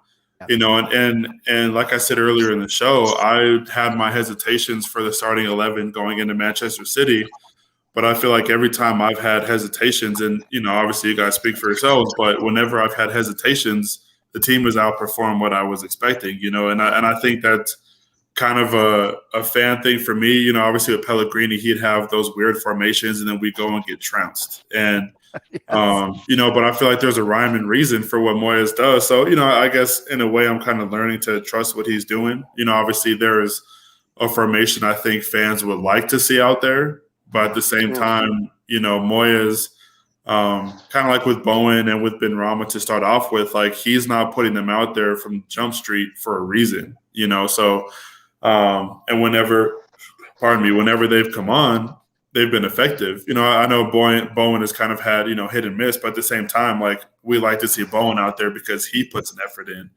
Benrahma, all he really hasn't done is score, but everything else he's done, really well. So there's nobody. I mean, there's no, Selly, I would say I can't think of any player in our regular rotation who disappoints us.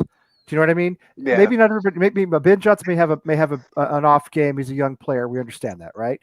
Not everybody. Bowen has had some up and down performances, but I can't think of a single player in this regular rotation of 14, 15 players that we have, which is basically right at the club, that we look at and say he's not putting out the effort. He's not good enough. There's no Carlos Sanchez's left in this team. You know what I mean?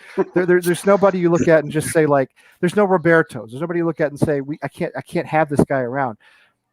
It's full effort every match, and I don't think I've seen that from a whole starting West Ham 11 plus subs. Maybe the whole time I've been watching the team, maybe 15 years. I'll be honest with you, Lee. I haven't seen that in our team for a hell of a long time. I give Moyes a massive amount of credit for that because it really is all we ask as fans, and we've gotten it. And look at the reward. Look where we're sitting. We're sitting 4th in March. That's insane. I would have taken just staying up. By the way, speaking of Jesse Lingard, you tell me this guy doesn't want to stay. Let me tell you something, John. You know what I'm talking about. I don't know, James. I don't know you very well, but John, I know John has a daughter. Costa, you have a son, don't you? Yeah, about that age too. Maybe a little. I'm thinking that little girl's probably 2. Yeah. You got John. How old's your daughter now? Is she 2 or 3? No, just 1. Oh, just 1. Okay, I couldn't remember. Sorry. You guys are parents, all right? You guys are parents. Yeah. If you put your kid in something, you're serious about it. Okay?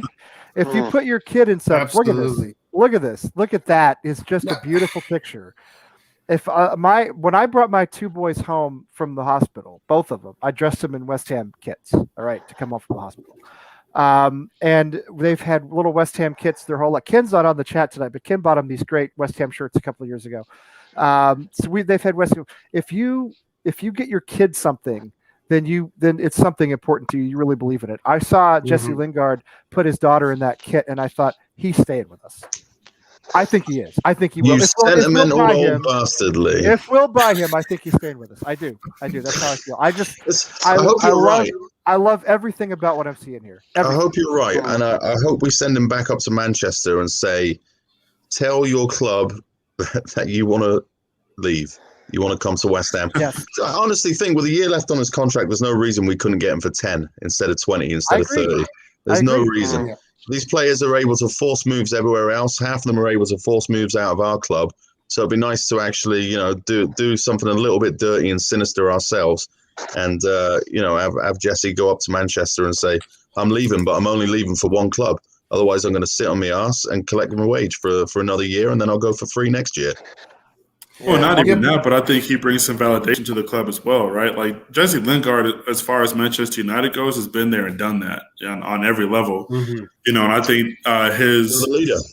His knowledge and expertise, if you will, in those circumstances, that's going to rub off. I know we were kind of giving some slack to Hart earlier, but I remember when he got signed, players were saying that he was making a huge impact because he was a much more vocal keeper than Adrian was at the time, and that helped the back line and all that. So when you have players that have played at clubs like that at levels that he's played at, it's not going to hurt, and granted, there might be a degree to where it does hurt, to Coach's point earlier, if we were to sign Diego Costa, he's done the same thing, but, would he have been that same guy, or would he kind of been more selfish? So I think, and honestly, we don't get Lingard without Moyes, because David Moyes knows what Lingard brings to the table, even though it's kind of funny that Lingard never played for him at United. But they still, had a relationship through the youth academy, and I think that matters. I don't think what he's got now, though? He's got hunger. I was just going to say that. He's got the hunger, doesn't he? We get in players like a Jack Wilshere. Granted, injury record not great, but he didn't have the hunger. He's got the same kind of experience Lingard's got. He's played Champions League football. He's bossed games. He's put the England shirt on. Doesn't show that same kind of character that we're seeing right now out of Lingard. He wants redemption, John. Lingard wants redemption. I think so. Chelsea got booted Declan Rice. He wanted redemption. Lingard wants redemption. David Moyes wants redemption. Okay, he was Alex Ferguson's chosen successor. Nobody ever succeeds in that situation. All right. I'm excited to see what Lingard does in 2 weeks when we are back up there in Manchester. I can't wait for that. He can't play against Marcelo. He can't play.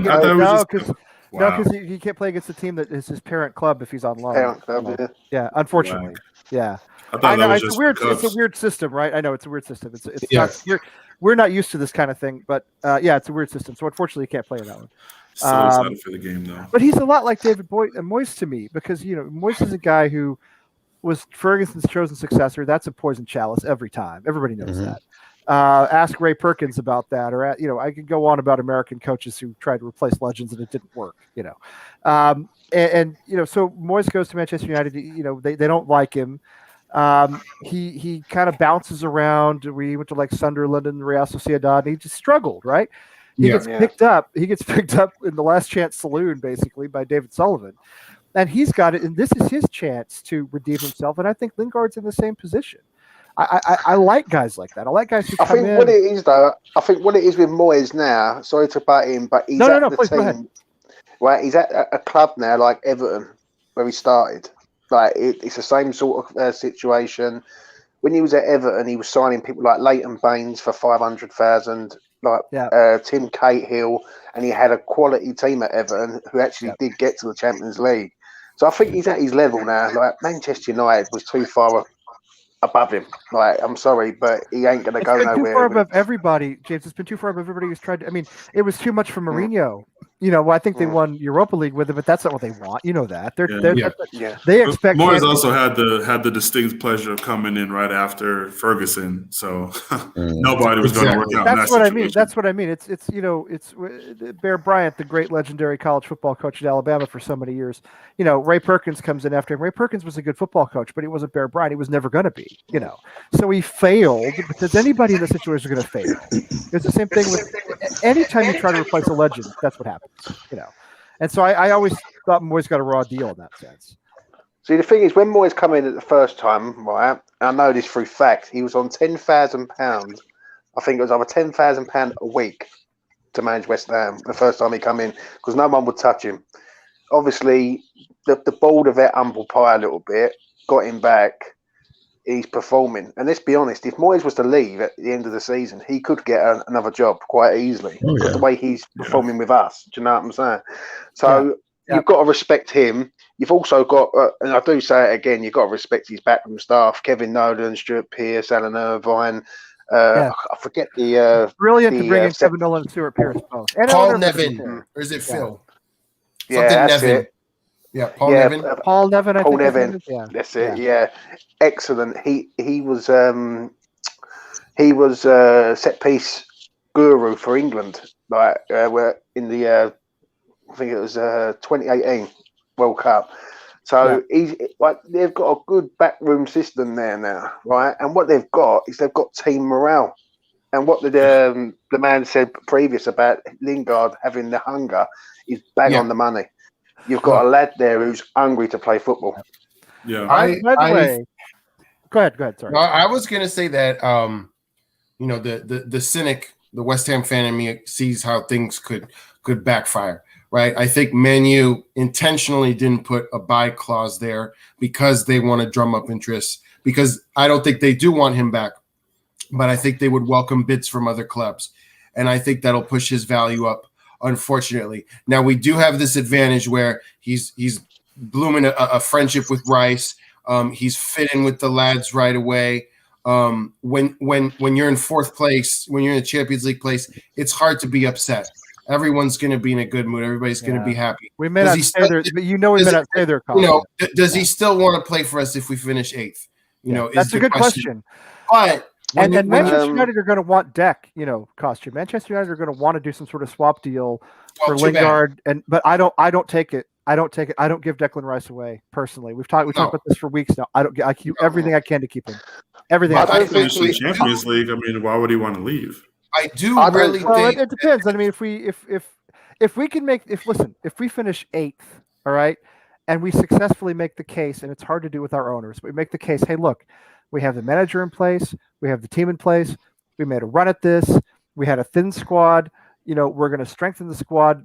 Will that actually happen? I don't know. If we can sell these guys, all right, we have a chance. Because right now, sitting where we are, even if we tumble down the table a little bit, which we all know could happen, we've shown that we have some ambition and we finally have a little bit of organization. And maybe finally, as Mark Noble famously said, we're not run like a circus anymore.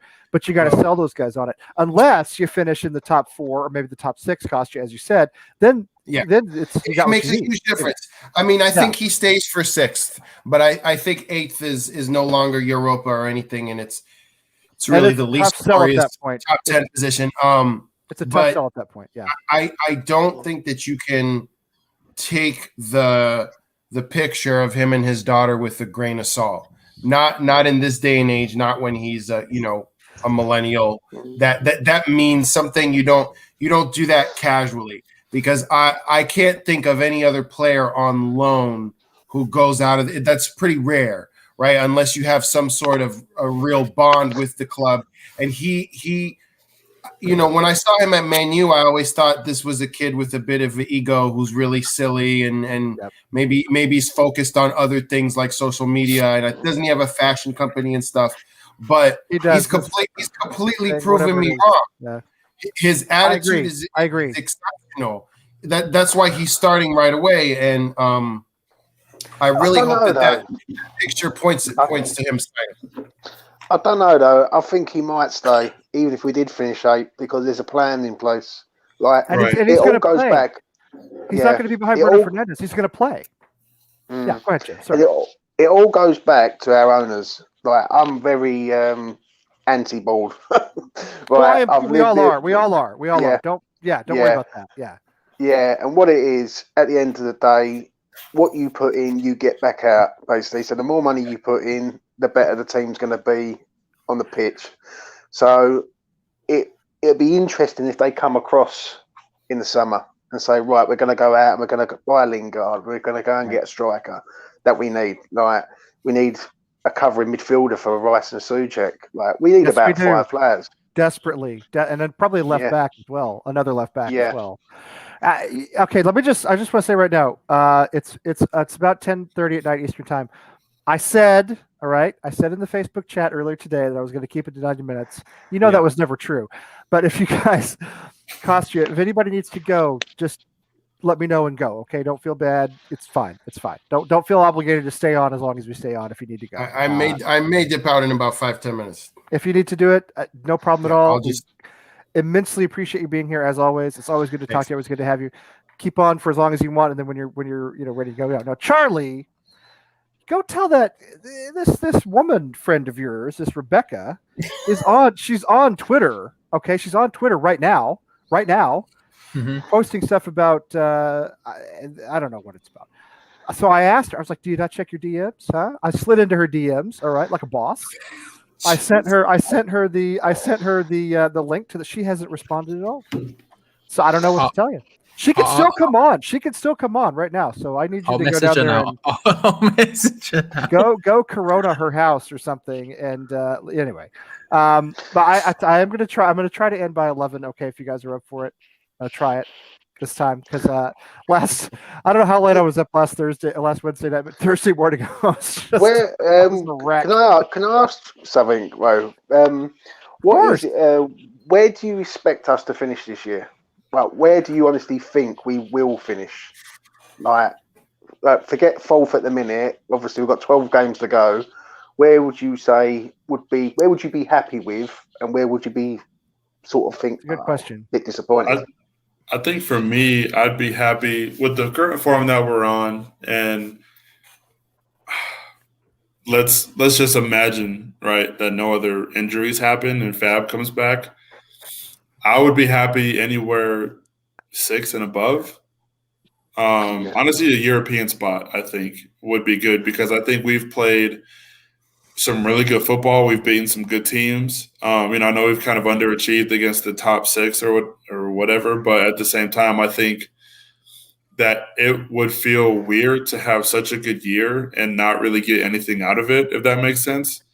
So I think if we can at least land in Europa League, I think for me, that would be outstanding. Now, if we were to get in, let's say if Antonio goes down again, knock on wood, whatever the case may be, if we're not able to get somebody to come in and fill those shoes, right? If we were 7 to 10, sure. I mean, and if for whatever reason if the wheels fall off and we're underneath 10, terrible. I don't have a good taste in my mouth. That's your disappointment threshold. That's your disappointment threshold is basically bottom half. Disappointment, yeah, for sure is bottom half. If we don't finish top half, essentially that's and I know right now that could happen because points are so close right now. Yeah. But we could definitely make a case of finishing at least 6th because anybody that is behind us right now, we still play. So Rebecca, go to Twitter and check your DMs and click the link and join us, will you? Okay. I'm only gonna do this for not that much longer, so come do it. All right. Anyway. Kostya, I know you're on short time. What's your good question from James? Actually, that's an excellent question to be asking right now. With what do we have? 12 matches left. Well, maybe I shouldn't leave right away because I'm going to say something that's going to shock and piss off some people. You're going to drop a bomb. And I don't know about James here. He may be pissed. Or he may be on my side. This tends to be a very divisive issue, but I think even better, Rebecca. Even better. Anyway, go ahead. I don't even. What is a dressing gown? Anyway, go ahead. I think that's British for pajamas. Oh, okay. So, thanks for throwing me off there, but drop your bomb. Sorry. Yeah, I think that selling Sebastian Haller and not replacing him is costing us points. I think that Mikel Antonio is a fragile player, I think that you can argue about Haller not fitting in the system and what have you, but I think that it's utter nonsense that we had 30 million to spend on a striker. I don't believe that whatsoever. I think it's I think it was 15 or 20 maybe, and even then, someone wants to blame Moyes. And that's exactly what the board wants you to do, is to blame Moyes and say, oh, he did not spend money that was there. That I don't believe that for 1 second. I believe that he was told, okay, well, there's Costa and there's a punt at in 12th in League On that we can try. And Moyes said, no, that's not good enough.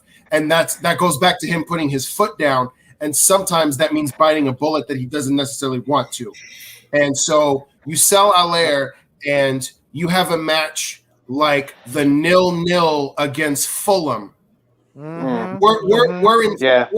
We're in third if we beat them, and that is the opposite of the City game. That's a game that we have to win, and we drew because Mikel Antonio was not fit. Yeah. And I don't. You put a proper striker in there who is fit. Haller, frankly, I think we win that match not because Haller is amazing. I'm not going to go that direction, but because he's a competent striker, and Fulham are in the bottom three. And he did score goals for us, Kostya. He salvaged a point against Palace. I mean, he did score goals for us. I know he may not have lived up to £45 million, partly because of the system, but he did score goals. I said it. I think a lot of us said it before. I wouldn't have sold him. I mean, I know it sounds crazy. I wouldn't have sold him at all. Not in January, definitely not. Not in January, yeah. In the summer, sure. I would have kept him. I would have kept him. It's egregious not to have a plan. You don't sell someone and without several replacements, having already spoken to the chairman of those clubs and having come to a number and saying, okay, we have three options here. You make a plan. You don't sell your record signing starting striker, even if he's not fitting the system. That may be a good excuse to sell him, but it's not an excuse to not replace him. And I think it's the difference between us finishing 3rd and 4th or 6th, 7th, and 8th. And well, not only that, but selling him that early in the window too. I actually agree. I agree with everything you're saying. And so I'm going 6th because we're lucky enough to have Southampton, Newcastle, Brighton, West Brom, and one other bottom on the Burnley on the list coming up. And so I think that's 6th. That's my number. That's my place. Yeah. But I think we could have been 4th or 3rd. And again, we underspent in January. Devil's advocate. You don't see Jesse Lingard as a replacement for Haller?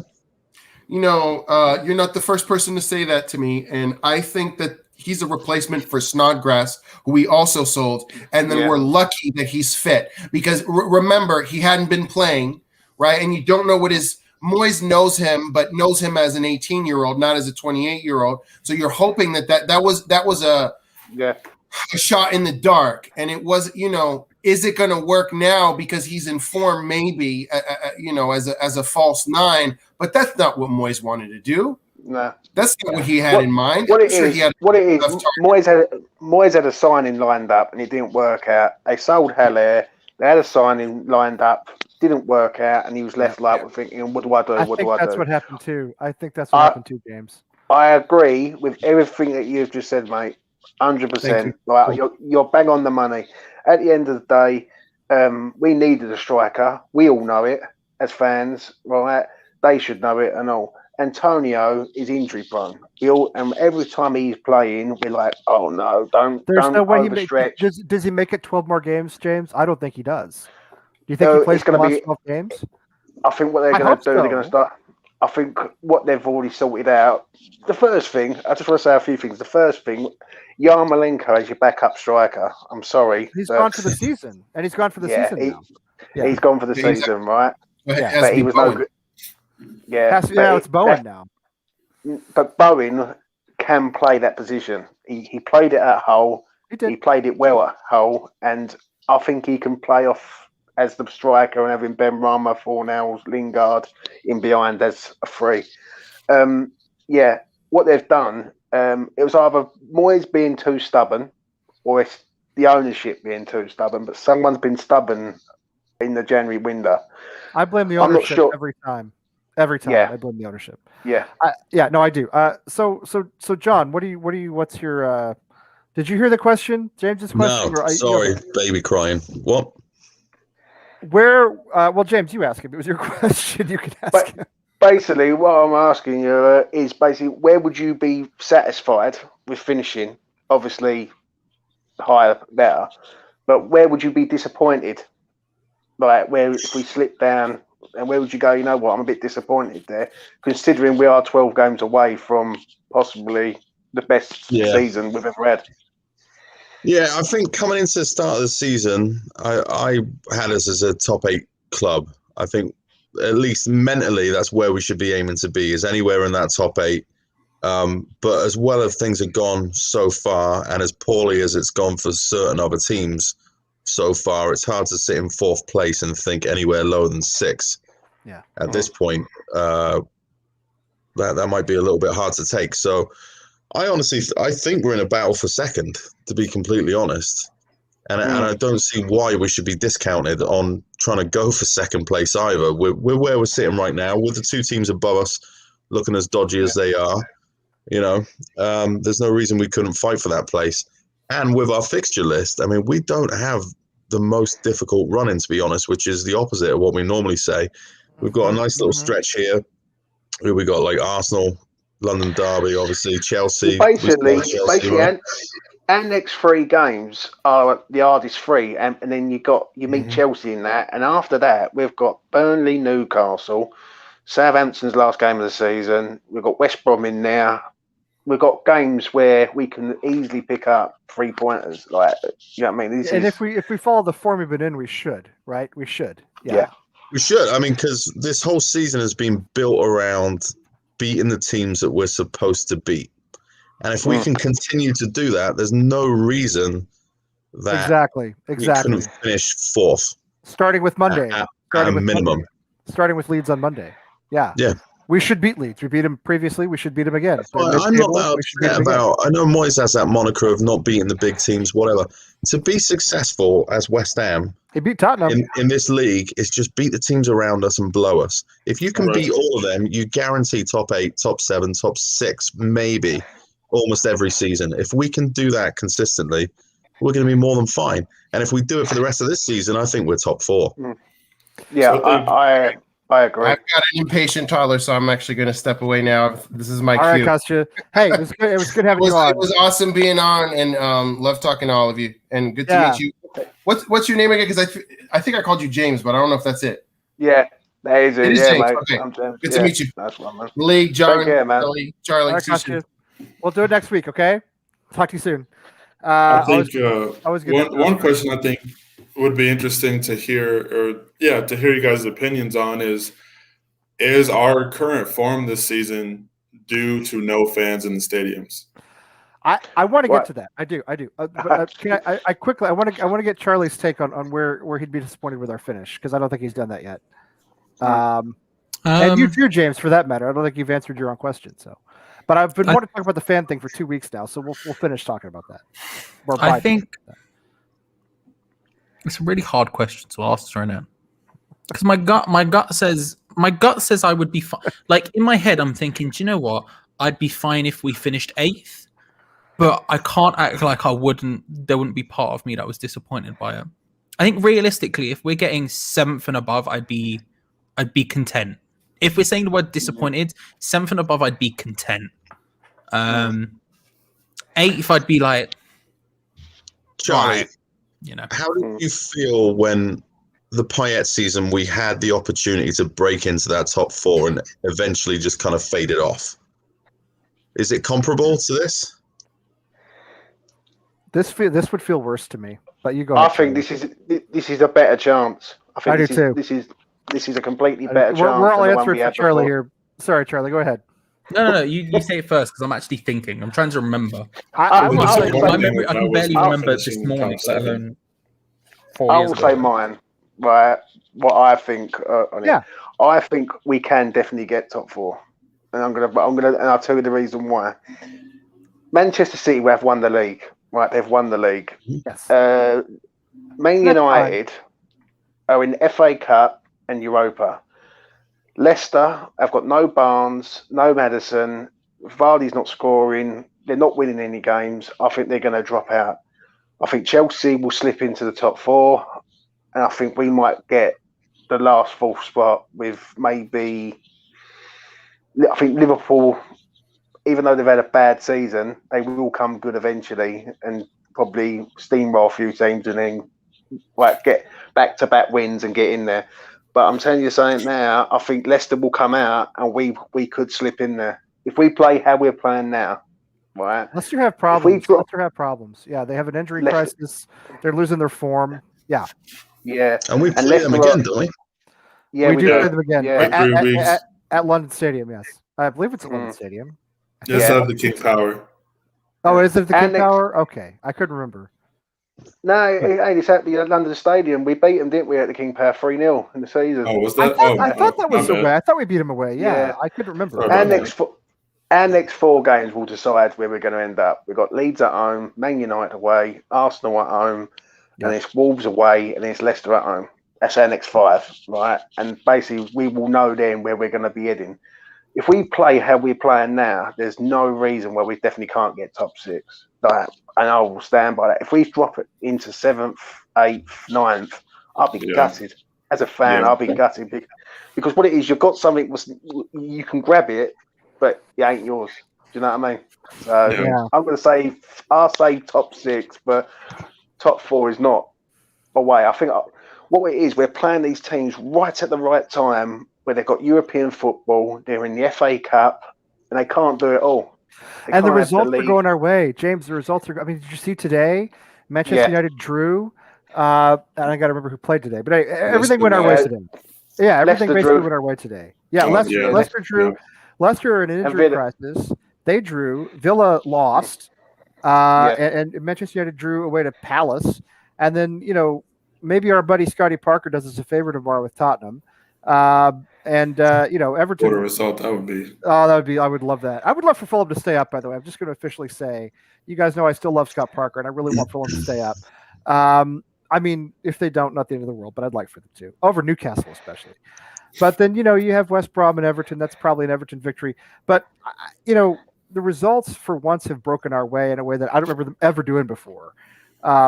So yeah, Charlie, have you Well, that's what I was going to say. So the difference between this season and that season, I think, is the results are going our way consistently, but also, as much as we want to talk about how bad the big teams were that year, Arsenal are basically a mid-table club at this point. Like, there's like Chelsea have floundered like nobody's business, and we should beat Arsenal. We should beat Arsenal, and we should get a result against Chelsea. We really should. Should have been We Arsenal really the last 3 or 4 times that we played them. Honestly. I think that season was unique in the end because it was just there were things to distract us, the drop off was quite large at the end in terms of position wise. Even if the points weren't massive, position wise we dropped off a little bit, but we had that final game against Manchester United, then we had the cup run, then we had It was emotional. the whole thing. It was kind of distracting in a way. So I never really felt disappointed by it. I was just like, what a season we just had. That we've done that. That's the thing we had. But I think as James said, I think this is a much better opportunity to get top 4, both because of the way everyone else around us is playing, but also because I just think our team is we have a better squad. We have a better group of players on the pitch right now. Better balance, isn't it? Yeah, I think you look at it and I'm more confident. I'm more confident with this team going into any match that we can get a result than I was that team. Now, don't get me wrong. That team, Dimitri Payet turns up, Lanzini turns up. All of a sudden, we're having a wild old time. We're scoring banter goals. We're conceding like mad. But who gives a crap? Great fun season. Yep. But this one, I think that we actually have a chance of really just being there through sheer competence rather than anything else. I'll tell you, the 15-16 season, that last season at the Boleyn, maybe this is hindsight. All right, it's hard not to look back in hindsight because that's all we have. It never felt as though I don't know. It didn't feel as though we were really building something. It felt like letting in a bottle, if that makes sense. Last season at the Boleyn, this Dimitri Payet just drops into us from the clear blue. We buy this guy Lanzini, who turns out to be fantastic, and then we had a pretty good supporting cast. And I know that the next year moving into London Stadium, we all expected to do better than we did, right? Obviously, but 15-16, the way it ended, we had a loss to Stoke in there toward the end of the season. It might have been it was just inexcusable. You know what I mean? How are we going away and losing? How are we doing? It didn't feel like the beginning of something. This this could be a false dawn because this is West Ham and that's how it usually works. But this feels like the beginning of something. I never thought Slaven Bilic was a particularly competent manager. I thought Slaven Bilic got lucky with a couple of good players who came in and lit everything up, as you were saying, Charlie. I never liked Bilic as a manager. I never thought he was a particularly good manager of players. Never thought he was a particularly good tactician. He just had a guy named Payet and a guy named Lanzini who could score anytime they wanted, And we still only finished 7th, and we still bottled it at the end. I think we have a vastly superior manager this time. I don't know that we're better player for player than we were back then, but I think we're better as a team. I think there's more cohesion as a team. I think we have a more competent manager who's a better tactician. And to answer your question, James, if you'd asked me 2 weeks ago, I'd have said I'm fine with the top 10. But after the Tottenham game, and actually after Manchester City, after that performance, and after watching a lot of results go our way, and after watching Manchester United bottle the match against Palace today, and after watching Villa lose when they could have caught us, after watching Everton drop a couple of games and Leicester as well, I'm kind of at the point now where, as crazy as it sounds, I will be disappointed if we don't get into Europe. Champions League is still, I think, a reach goal for us. I'm not saying it's impossible. I won't be disappointed if we're not in Champions League. All right. I think that's silly personally, but if we're not in the top 6 or 7, whatever gets us into Europe, I think that'll be disappointing after the season we've had. Yeah, I do. I don't think there's no reason why that should happen because, again, as John has said, we consistently beat the teams that we should beat. Monday's an example. We have Leeds Monday afternoon, our time. We have to win that game. That's just we just if you're going to be a contender for Europe and especially Champions League, absolutely must beat Leeds. I don't care where it's played; it doesn't really matter. Absolutely must beat Leeds. That's just the way it goes. But up to this point, we have won all those games except Newcastle, which was the first game of the season. That is true. We've had a couple of draws.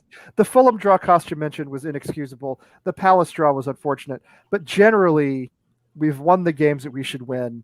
The games we've lost, only a couple of times have we really faulted our effort, like Liverpool both games, and maybe the one Manchester United game I thought we could have done better.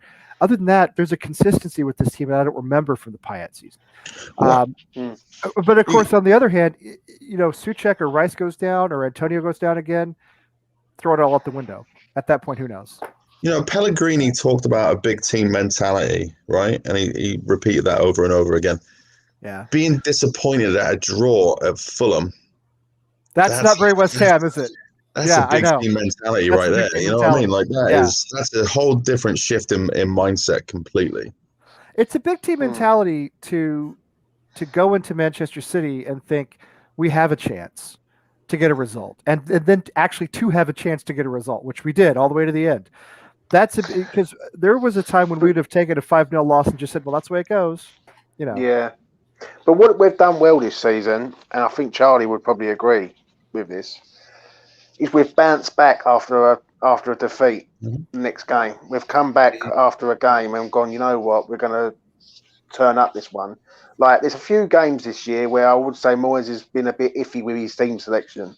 Like, Mark Noble's never been a number 10 in his career, in his lifetime, right? And when you're banging Mark Noble as a number 10, then the Brighton game in December when you're playing only 2. Brighton was disappointing. I agree. And weird. But other than weird. Yeah. Yeah, it made no sense. And just going so defensive against a team who is naturally a defensive team and only counter-attack. So, I just look at it that with what we've done this season is we've lost, but we've not let it gone to our heads and gone, oh no, we've lost now, right? We're going to start falling apart. I expect us to turn up against Leeds and give Leeds a hell of a game on Monday. The mentality is now is the old West Ham way is dying out, and it's fresh, as you said, as Lee said previous. The freshness of West Ham now, it looks like it's coming to the surface. Like it's a new way. I believe it's a new West Ham, James, and we've talked about this from the time we beat Leicester and Wolves way early in the season. We've been on this show asking, is this for real? Is this the new West Ham? Now that we're in March, we're sitting 4th. We've done everything we've done. I do believe in a new West Ham, and I think we'll go into Leeds, and I think we'll win that game or wherever it is. I can't remember if it's home or away, but my point is, I think when we play, I think that's a win for us. I really do. Even though they're so brave on the ball and they play beautiful football, and Bielsa's a genius. Well, I think another thing too, right? Kind of that big team mentality that John was referencing is, you can look at the 2 times that we played Manchester United this year, right? Like the first time we played them, if we hit chances, we're up like 5-1, 4-1 at halftime. Yeah, and if they don't get a goal off of a ball that went 40 yards. Well, yeah, but I mean, if you have those first few goals, Right. I mean, that ball out of bounds is whatever, you know. Right. But and then we go up to Manchester United, they can't beat us in regular time, you know. And I it's agree. I thought that unfortunate was to lose huge. that game, but at the same time, when was the last time we played that well for 90, 100 plus minutes in Manchester or in that stadium? You know, especially for a stadium that's been a bugaboo for this team. Yep. Pretty much since the Great Escape, if we're being honest. Oh, for decades, Sally. But and at the same time, you know, it's kind of to what James was saying. You know, you go into a game and there's a confidence. You know, I mean, we lost to Liverpool and it was genuinely frustrating because we didn't go for it. Absolutely. You know, and then you look at this Manchester City team and you genuinely are upset. I mean, great performance from everybody. Don't get me wrong. But the fact that we didn't get something out of that is not like, oh, well, you know, we're Bournemouth. We didn't get something out of a game. Like, we genuinely should have got something out of that game. You know, we created chances. We defended well. You know, both of Manchester City's goals weren't like screamers. They were right in front of the box. They were one-timers, essentially, for whoever gets that reference. You're a hockey guy like me, Sully. I know what you're talking about. Oh, yeah. Got a hockey sweater on right now. But no, it's that's definitely a change in mindset too, as far as the fans are concerned. You know, like, you're going to Leeds. Obviously, we did well against Leeds earlier. Why can't we bang in a couple corners again and, you know, just Leeds pour in goals like it's what they're paid to do. So, I mean, we should be able to dominate that game. Yeah. And they're not in good form right now either. They lost the last match to somebody we wanted them to beat. I can't remember. They play into our hands. The way they play Leeds, I think they really play into our hands. We looked very comfortable against them in the first match we played. And I think hopefully it'll be more the same where, you know, attack. But West Ham just so efficient. That's really where we've been this year. We've been so efficient scoring goals this season. We don't need a lot of chances. We've been putting them away. Yeah. And at the back, it's just solid. And I don't know where Charlie stands on this one, but if David Moyes gets us into the Champions League, Charlie, I'm handing him the keys. I'm giving him 5 years. I'm telling him, go from the bottom all the way up. Academy of Football, start there. Do it. Reorg, all of that. Figure it out. You're the transfer guy. Bring in a DOF, whatever you need to do. This is all yours. First time in the history of the club, it would be the first time, as you all know, in the history of the club to qualify for the Champions League or the European Cup, the predecessor. Come on, you'd have to give it to. You'd have to. Yeah. Well, I think he's manager of the year regardless. But I gotta go. I appreciate you guys having me. Do you know the reason? Oh yeah. Sorry, guys. Hey, no problem. Sally, listen, thanks for being always great to have you on. As everyone, it's great. Really appreciate it, and we'll see you again next week, right? Yeah, nice to meet you, James. Hope you're on a few more times. Hey, real quick, Sully, give us your prediction for Leeds on Monday. 3-1 West Ham. Okay, good. Yeah, good. All right. See you guys. Cool. Good seeing you, Sally. Great to have you. That's big team prediction right there, Sally. Well done. Go ahead, James. Sorry, you were. What were you saying? What it is, you've also got to wonder though what they're up to about selling the club. That's why they won't give him a big contract. He's got an extension. Yeah, he's got an extension for another year, and it's the ownership. I'm afraid, mate. When you've got owners like ours who are money hungry, then you've got a problem because they won't give him a big long-term contract. He'll be lucky if he gets 2 years. Like, do you know what I mean? They'll probably give him a 2-year deal or 3-year deal at best. Because he'll take it because, like, I mean, the only other place he's been linked is Celtic, and I don't think he's going there. I don't think he wants to go there. I wouldn't want to. Well, I don't know if they care. It's probably not their problem after that, right? Well, I mean, no, but I'm just saying. But what is it? What do you think it's going to take to keep Moyes at West Ham? I mean, what I'm saying is, I don't think he's super in demand. You know, I don't think there's a big threat that he's going to go somewhere else. If you offered him 2 years, I think he probably takes 2 years, right? It's not like he's going to say, "No, I want 5." I don't know. I think the power's turning in his favor in this relationship. Well, it should be. 100%. It should be. Yeah. If we really do make Champions League, which is still a crazy phrase to even come out of my mouth, then I think he's I think he wields a lot of power. On the other hand, I mean, how old is David Moyes? He's not a young, fiery manager. You know what I mean? If this were a guy who was 45 years old and an up and coming prospect, I think we'd have a lot more of a threat from other clubs wanting to come in and poach him. You know, we know he's an older guy, and you know he's hopefully he'll end his career with us. At this point, I think that would be great. You know, I mean, I feel as though he's getting to that point. So I don't think I don't think we have to necessarily pony up for 5 years or whatever. I think he would take 2. He would take 3. I just hope they offer a minimum of 2. Minimum of 2 seems reasonable to me. As John said, to build it from the bottom up. Because look what he's done for us this season. It's been, you know, it's been incredible. And we never capitalize on good seasons. We always are crap the next season. You know, 1987, 2016, 2017. I mean, go through the list of West Ham seasons that have been successful. The next year is always a disaster. The thing is, how much money would you say that you would like the ball to spend in the summer? That is the $1 million question. What I like? Yeah, because obviously money ain't an issue. £500 million would be fine. 500 million is fine. But what it is, like, obviously, when you're signing players like Kufel for 5.4 million, right? But you can't keep signing them gems all the time. Like sometimes you've got to go out and buy the Seema from Prague or the Ivan Toney. Yeah. By the way, PSG, and you can drink now. PSG are onto him. You realize that, yeah. So that's not great.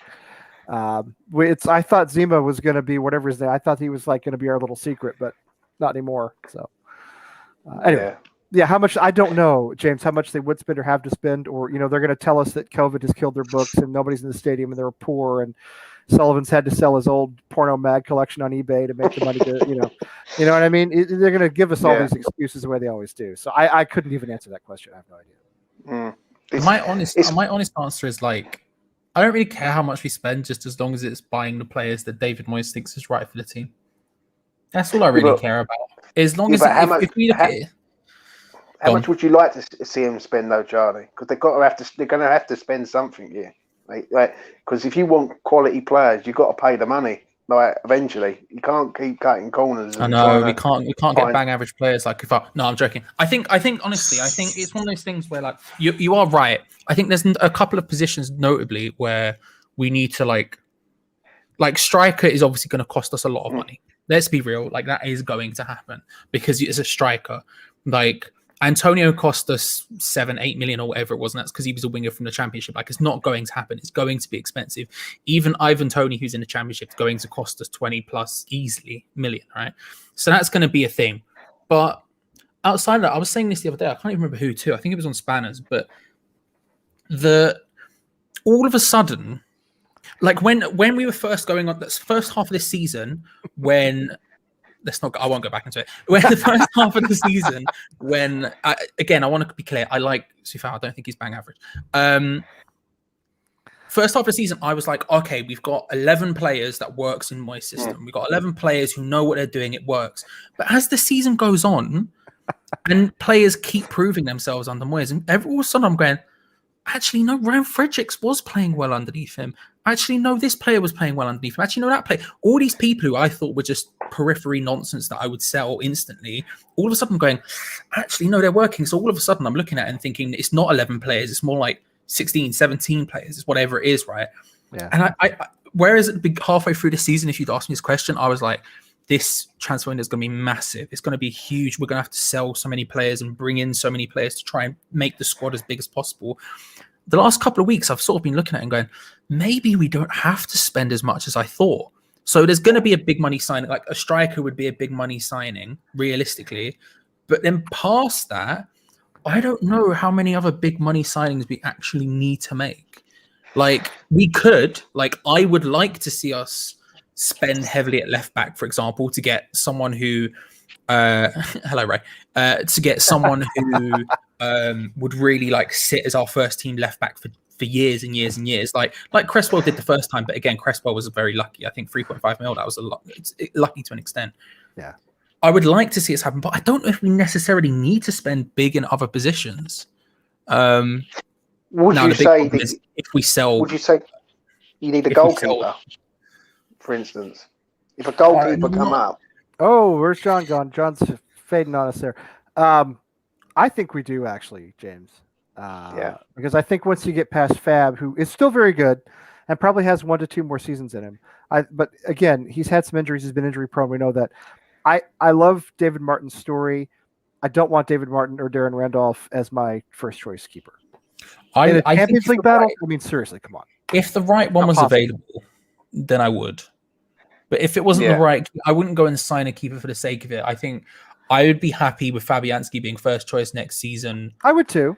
But unless if say United did end up selling Dean Henderson, for example, then you go gung ho for Dean Henderson. Obviously, I don't think that will happen. But let's just say, for example, using it as an example, if they went, okay, we're going to stick with De Gea, we're going to sell Dean Henderson wants out, let's get him what we can for him, then I'd be like, you go full force for Dean Henderson, obviously. But like, unless it's the right person like that, I would be happy with Fabianski and then getting another number 2. Ahead of Randolph and Martin. Well, we have Nathan Trott in the academy. I don't know much about his progress. I think he was in a League One club on loan for a while. Yeah, on there. He's a young guy. I actually like older keepers, believe it or not. I don't mind because keepers can play a very long time, and I don't mind going out and finding a guy who's 35 years old. If he's like, Fabianski's not a young guy. I don't mind an older keeper. I'm more nervous about younger keepers than I am about guys who are more experienced. By the way, Moyes is only 57, by the way. A little younger than I thought. I thought he was in his 60s. He's 57, so he may not finish his career at West Ham. That might have been a little premature on my part. But even so, not a 35-year-old young dynamic manager. But yeah, as far as keepers go, I do think I really would like I really as much as I respect Darren Randolph's effort, I don't want to see him in goal for us when we're trying to make Champions League. That's ridiculous. Which is going to happen. I mean, we can't do anything about it, but yeah. I think West Ham need to sign at least 4 to 5 players. I think they need a midfielder, covering midfielder for Souček and Rice. I think that's a major thing because I think Noble might even retire at the end of the season. If not, you're going to need 2 midfielders. I think you need a left back. I think Cresswell is a good left back, but when he goes to a 5, you need a left-footed player playing like left wing back. I know exactly who I'd go and get. I'd go and get Max Aarons from Norwich. I think he's made for West Ham. I like the way he plays. I think we need a striker, if not 2. Like Antonio's our only striker. Yeah, I mean, and I love Antonio. I absolutely love him. We know he's fragile. And I think we need a minimum of a backup, right? I mean, Bowen is your second choice. He can do it. I know he can do it, but he's not he's again, I don't want to get into a situation where we're going for the top 4 and Jared Bowen is our striker. It just doesn't, I'm not confident with that. We have no choice for this season, but I don't like it. Yeah. But think about this, James. I mean, imagine we do, get into Europe, right? I mean, it's whether it's Champions League or Europa League. I mean, surely then we've got to make a huge investment in the team. We can't go out there with 15, 16 first team players like we do now. There's no way. You can't. You can't do it. It just physically cannot be done. Like you need at least. I'm saying at least 5, and that's off the top of my head. I think central defence. I think we're fine.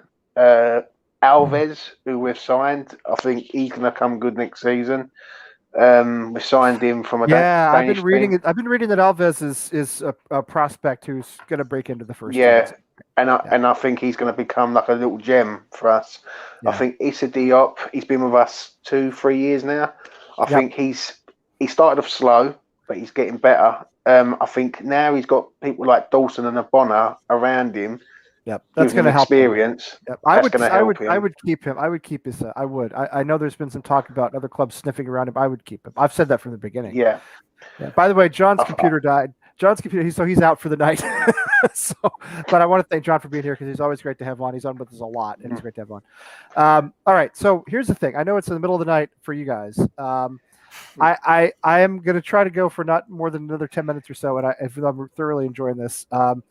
I was hoping we could do a couple of Leeds predictions, both in terms of what you think the score will be and also more or less how you think we're going to set up. are we going to go 4-2-3-1? Are we going to go with 5 at the back? And what is your expected result? So whoever wants to jump in and go first can jump in and go first. And chat room, tell us what you think. Charlie, too, right? Charlie's letting me go first. Nice one, Charlie. Top dog. I think we're set up 4-2-3-1, mate. If I'm honest, we won't go 5 at the back against Leeds at home. I agree. I'll be quite stunned if we go 5 at the back. Leeds are like pressing, full-on team, and I think we're going to match up with them. And I actually think it's going to play in our hands because Leeds are going to come on to us, and we're going to counter attack. Yeah. How do I see this game going? I think we will win 2-1. Now this is I don't know if this may be true, but they've lost I think 3 of their last 4 games, and the only game they've won is against Southampton, which I mean Southampton are tanking, shockingly tanking. Anyway, so you said 2-1. Yeah. Do you think we see who do you think we see up front? You think we see Benrahma, Fornals, Bowen, or? I think he might go with the same Lingard, Benrahma, Lingard, Bowen. I don't know. I don't know what it is. Lee, or Fornals on the right. I'm not sure where he's going to put Fornals. He's got this thing with Benrahma where he just doesn't want to play him. He doesn't want to start him. I like Benrahma. Yeah. He doesn't want to start him though. He doesn't want to start him. Yeah. And I think he will go with the same team that played. I think Ben Johnson will come out, and I think he will put in Souček, Rice as your central midfield too. He will probably go Lingard one side, Bowen the other side, Fornals as the 10, and Antonio as the striker. That makes sense. With the back 4. Yeah. Fornals is a good player, but he's not a winger. He's a number 10. And when he plays as a number 10, he's always been a number 10. Yep. Yeah. And I just think that on Monday we've got to make sure that we're on it. And I think we will be, because our captain don't allow us to slip. I agree. I hate to be confident, but I feel pretty confident. How do you feel? Charles de Walsh, whose name is not Charles. Gardner. I always think of you like Charles de Gaulle for some reason. Charles de Walsh. I always think of you. I give you a French. Whereas I went straight for a train station, which says of course. That's your nom de plume. Your sobriquet. Your sobriquet. Yes, the Eurostar ends in me. I think that. No, you know. What's something I love about the Eurostar? My favorite thing about the Eurostar is that when you get to London, you go to Waterloo Station. Isn't that where it comes out? Is Waterloo? They've moved it now, haven't they? Okay, when I lived there, it used to be Waterloo. It used to be Waterloo, yeah. Which meant you went into the station named after the battle where Admiral Nelson defeated Napoleon. So the French would go to England, they would land at a station named after a site of a famous battle they lost, which I thought was really funny for some reason. Do you remember that? Remember that I just thought it was hilarious. It's like every time they get out, it's Waterloo. Anyway. I don't know. Great song by ABBA as well. Fantastic song by ABBA, winner of the 1974 Eurovision Song Contest. Absolute banger, mate. It's a banger. It does all those things. Anyway, wait. Sorry. I'm confident, man. Like James said, I think we've made it a habit this season of really bouncing back well, and I think Leeds are a good side to do it against, because as good as Leeds are.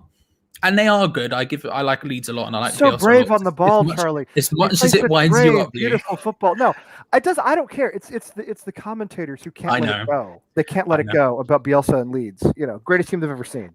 Anyway. I think it's kind of the right team, because when they turn up, they are incredible. Don't get me wrong, but when they turn up, they're still not as good as Manchester City, and we not very easily, but we convincingly held Manchester City out. We convincingly were like, there we go, we've got this. It's not too much of a deepness here. We can deal with this. And when Leeds are at their best, they're great, but then they're still not Manchester City, Greg. Nobody is. Nobody else in the league is. Yeah, and at the same time, they leave holes at the back like nobody's business. They go like the clappers, but they can leave space all over the shop, which a lot of our players will just happily walk straight into. and we can really exploit that. Like James said, I think we'll start with 4. I think it'll be a 4-2-3-1. I think it will probably be the exact same players James just listed, if I'm being honest. Yeah, and I'm confident. I'm confident going into it. I think we can take it to them, and I think there's a Leeds fan. There's a Leeds fan channel called All Things Leeds. Ed is his name, who comes into our watch-alongs and watches them. He comes into most watch-alongs just to keep up with what's going on at West Ham, and he is bricking it. He's really genuinely. Is he really? First time we faced him, he was confident. You mean he was playing, like, okay, yeah. yeah. Gotcha. First match, he was all confident, and I was a bit shook because I was like, he's not going to shut up if they beat us. It's going to be an absolute nightmare. And then we dealt with them, we dispatched them, and now he's like, oh my god. He came into the City one, and he was in the chat just going, I'm not looking forward to next week at all. And we're hard to play against. Leeds thrive against teams who are sort of easy to play against. We're not that at all. We'll make it hard difficult to break down. And I believe we have the ability going forward. I think we've got it. I really do think we got it. And it's rare for me to feel so confident, but I honestly think we've got it. I used to subscribe to Foe's approach, which was never ever predict West Ham to win because I would jinx us. Sure. I don't do that anymore, and the reason is because I actually picked us to win a game earlier this season, and then we did win. So there you go. Must have broken the jinx. If we're honest, I see the game exactly the way you guys do. I don't see any other way to see it. I think we set up in the team you talked about. I don't think Ben Rama will start because he never does. I do think he'll come on at some point. But I think you're looking at the same 3 up front, 4 up front that you mentioned. I think obviously Ben Johnson comes out, all that stuff, and I do think we'll attack him on set pieces. I think there's a good chance of a Craig Dawson or a Souček goal, or even an Issa Diop goal off a corner in this game. I think. Oh, come on, Foe. I can do it. I've done it before. It's okay now. It's okay now. Don't worry. All right. It's cool. I think there is, yes, maybe. I think there's a good chance of a goal off a set piece. Maybe, we get Cresswell to send in one of those long free kicks that somebody like Souček, heads home or comes off his shin or something. I think we win this game. I think we could win. I think we could win it like 3-1. I think it could kind of be decisive. As much as we're a bit I know this conversation was coming up a lot, but the idea of 4 versus 5 at the back and all this other stuff, and like in the City game, should we change to 5 at the back? Like, should we keep 5 at the back? Should we change all this other stuff? Remember when we played Tottenham, we had 4 at the back, and we dealt with them very well as well. We held them off. I know as much as we have technically 1 less defender or anything, we still defend really well with 4. So even if we start with 4, I'm not shaking my boots. Is what I'm saying. I think we will start with 4. I don't look at Leeds and say we need to, okay, you have Rafinha, but I don't think we have to contain anybody in particular the way to with like Grealish, for instance. We put Fredericks on to contain Grealish, and that worked. But as you said against Tottenham, we went with 4 at the back against Tottenham. I mean, they hit the post a couple of times, They had a goal that where Cresswell let Lucas sneak in front of him, but generally we defended pretty well against Tottenham. And I think it's going to be the same type of thing against Leeds. I don't think we need 5 at the back against Leeds. I don't. What it is with Leeds, they've got no Calvin Phillips at the minute, and he's their main man. He's like the Declan Rice for us, like Calvin Phillips for them. And they're just not the same team, I'm afraid. And I think they can easily get in behind.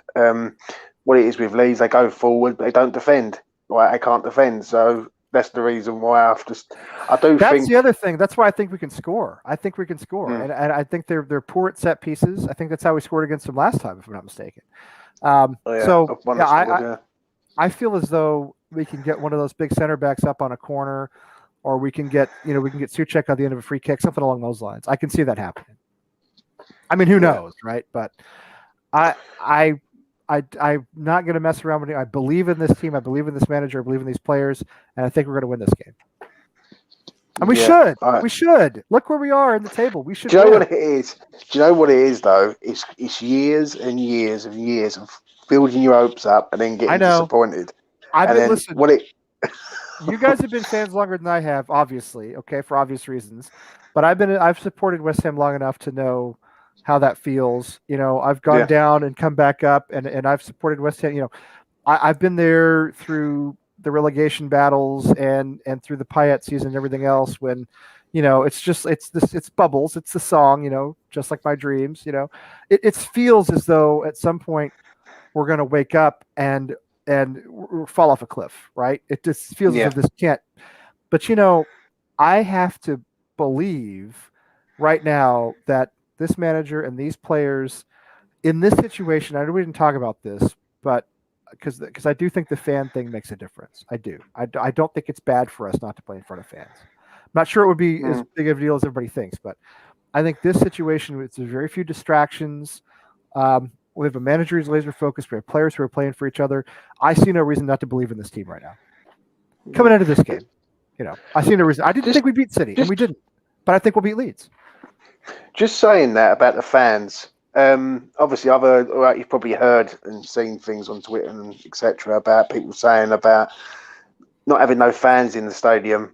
Basically, he's making West Ham play better. Yeah. What do you make of that, Lee? I'll tell you that I am GSB out, like almost every other West Ham fan I know. Pretty much every other West Ham fan I know. I supported Hammers United in doing the protests. I can't really do much about it myself, being over here, but we've talked about it on the show. We've had Paul Colbert on the show. It's quite a while ago, but we support Hammers United as a network, and I do personally. I think what they're doing is right. I think we should get these owners out for a lot of reasons. I think the protests outside the stadium were probably not a bad idea at all. I remember we beat Southampton after one of the big protests. I think it was Southampton back when there were fans. The thing for me is, I think these players, and especially some of our new players, have been able to come in and get settled without feeling that pressure from the fans immediately. I don't think the protests and all that are really the big problem that we have. I think the problem that we have is that we're extremely judgmental and very quickly judgmental of players. And these guys, Souček and Coufal, they've come in and they've been great. So they probably would have been loved by fans anyway. But, they're not getting booed if they put a foot wrong. Do you know what I mean? They're not hearing that sound suck out of the stadium if they make a mistake. If Antonio hits the post, if he puts a shot 30 feet over the bar, which he doesn't do as much as he used to, but you don't hear that groan anymore. I think it has given them a safe space, to use a terrible phrase, and I do think it's helped. And I think when the fans come back, which hopefully maybe be by the end of the season, but certainly next season, hopefully we've had a season where we finished in Europe. We finished in the top 6 or maybe higher than that. And when everybody comes back, it's with enthusiasm and it's with love and it's with like positivity, as opposed to coming back after yet another relegation battle where it's like, well, how are they going to screw us this time? So I do think the team's been better without the fans, but I'll say this: I hate games without fans. It's not as much fun to watch. It's not as much fun to follow, and I cannot wait until every stadium around the country is packed again. And I feel that way not just about West Ham, but about American sports and all sports. I hate these games without fans. One thing I definitely agree with. I do agree with you on one thing there, what you're saying about the new players coming into that sort of environment and basically turning around and seeing that. It's not a good look. Do I think the fans not being in the stadium has benefited the club? I actually don't. I actually think the team itself and the management staff, and there's one person that I'm going to say has changed this club this season, and that's Declan Rice. I agree with you there. I think his influence is huge. As you said, James, I don't ever want to put down Mark Noble for all he's done for the club. Declan Rice is a different kind of captain, and he's a better captain. He just is. Yeah. I think because no one's even mentioned that anywhere on the press or any West Ham forums or anything, that it's his first season as West Ham captain. And I think this is, by the way, John, I agree with you on this. I think away fans are a different story altogether. I think away fans are different. I think if we had away fans, it'd be good for us. I'm talking about London Stadium, which, it's just a controversial place in so many ways. Anyway, go ahead, James. Sorry. Yeah. But what I'm saying is, with Declan, this season is his first season as the full-time captain. and you've just seen a completely different mentality in the team altogether. You do, and again, it's what I see. It's what we talked about earlier. We don't panic. If we concede, we don't panic. How many games have we come back? How many times last season did we lose from a winning position? We dropped how many points from winning positions? 20 some odd last season. Yeah. How many times this season have we conceded and we've come back and equalized and we've come back and won? Or have we been ahead, we've conceded, we've come back and scored the winner? This wasn't happening with Noble as captain. And as John said earlier, it's not just about Declan Rice. It's about all these other players we brought in who are also leaders. But Declan Rice has instilled a mentality in this team that I've never seen at West Ham before. And it's not just inside one game. We lose a game or have a performance that's not up to standard, it doesn't carry over to the next week. We come over to we come to the next game, we're solid again. We're winning again. That's never happened. Not even in the Payet season has that ever happened in the time I followed West Ham, which is only about 15 years or so, but even so. I mean, I think if you go back, you'd have to go back to the 1980s to find a team that was like that. So, yeah, I agree with you. What do you think, Charlie? What do you think on that with Rice? I don't know. I was just thinking there because I haven't really thought. I haven't given it a huge amount of thought because in my head I've put a lot of it down to Kevin Nolan being back. Because I think one time where like in the last 10 years or whatever, the one time I was like, we've got an actual full force captain here is Kevin Nolan.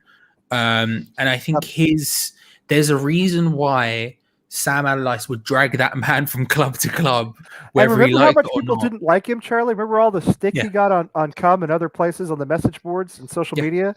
People didn't like him. And now it's in hindsight, it's like the guy was great. You know. I think he deserves a huge I don't know. I don't know what goes on behind the scenes, but the way the club feels like there's a togetherness. The last time I felt that was under Kevin Nolan. Before that, like you say, you'd have to go back a long time before that. But Kevin Nolan was the guy, and whenever you hear like any player who played where Kevin Nolan was the captain, they always talk about how good a captain he was and how much he brought them in and how much, look at Andy Carroll. He basically created Andy Carroll's career almost. Like when he was at Newcastle and he was out of hand, Kevin Nolan was the guy who said, "Come live with me," and he took him and made him a great striker, and then he went off to Liverpool. It didn't go well for him, and he came back to play with Kevin Nolan. There's so many people who have played underneath that guy who have gone, he is amazing. And it doesn't surprise me he's gone on to be a manager and now working in coaching because it makes sense. But I put a lot of it on him, but I've never really thought about the Declan Rice thing. And it's something I need to think about more before I want to say anything because I don't want to just lob an opinion at it without thinking. But I really think you've said it yourself, we're here. Charlie, come on, you do a lot of these. Listen, I know, but we don't about. We don't do that. I've thought for at least 3 weeks about that Kufal thing before I said it, and even then I'm still wrong. But I think I think that is true. You are still wrong. That is true. Yeah, these things happen. But James, you were talking about like the backroom staff in general. I think we've just got this mixture of like.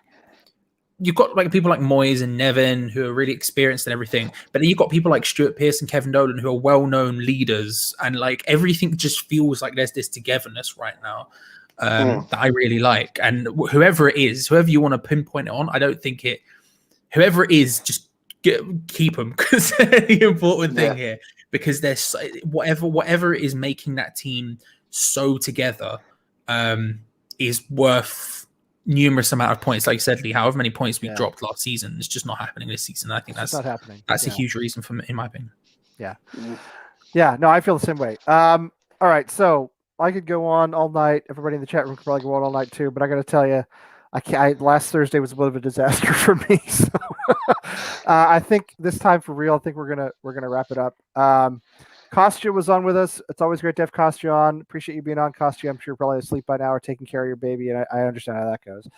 Obviously, Selly, who's on with me almost every Wednesday night, my co-host. Always great to have Selly. John Nolan, who's still in the chat room hanging out. He's got nothing better to do. He's flirting with Rebecca, so Charlie's going to be, sending him threatening messages here pretty soon. And James, listen, it's great to meet you, man. Come on again. Come on whenever you want.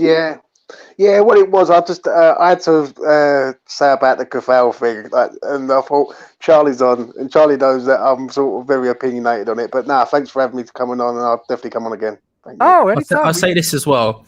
James does video. James is on every channel, right? At some point, you'll see James, and James's videos are always bangers. If you see James's face on a thumbnail, click on it because they're always great videos and they're always well thought out. I'll tell you. And James, even if we disagree about Kufal, James is good. Trust me. James knows his football, and we like people on here who know their football. Everybody who comes on here does. All right, I'm not saying it. Irish Tommy, I love having Irish Tommy on. He talks tactics, really well. There are some people who come on and they have a lot of tactical expertise that I don't have. And James, you're one of those people, so I appreciate it. All right, tomorrow I think Katie should have somebody on with her. Katie was here earlier. I don't know if she's still here. Katie usually does a show tomorrow at our Thursdays at 8:00. She talks to a West Ham fan. She talked to Danny last week. Danny's on with us a lot. Danny was in the chat room earlier. If you haven't seen her thing with Danny, watch that because Danny's an interesting guy. He's a cool guy. He's an East London local guy. He lives in North Carolina now. Was a footballer himself for a while at a relatively high level. So watch out for Katie tomorrow. And after that, I have no idea what's going to happen. It's got a whole weekend of like nothing to do. No nervousness. You know what I mean? No, like, where am I going to watch the game? It's just nothing. So on Monday at 3:00, I'll be sitting right where I am right now, watching on the screen here because that's what I do when I'm at work. So anyway, thanks everybody for being on. Pleasure having you guys. Everybody in the chat room. Until next week, come on, you Irons. Come on, you Irons. See you later.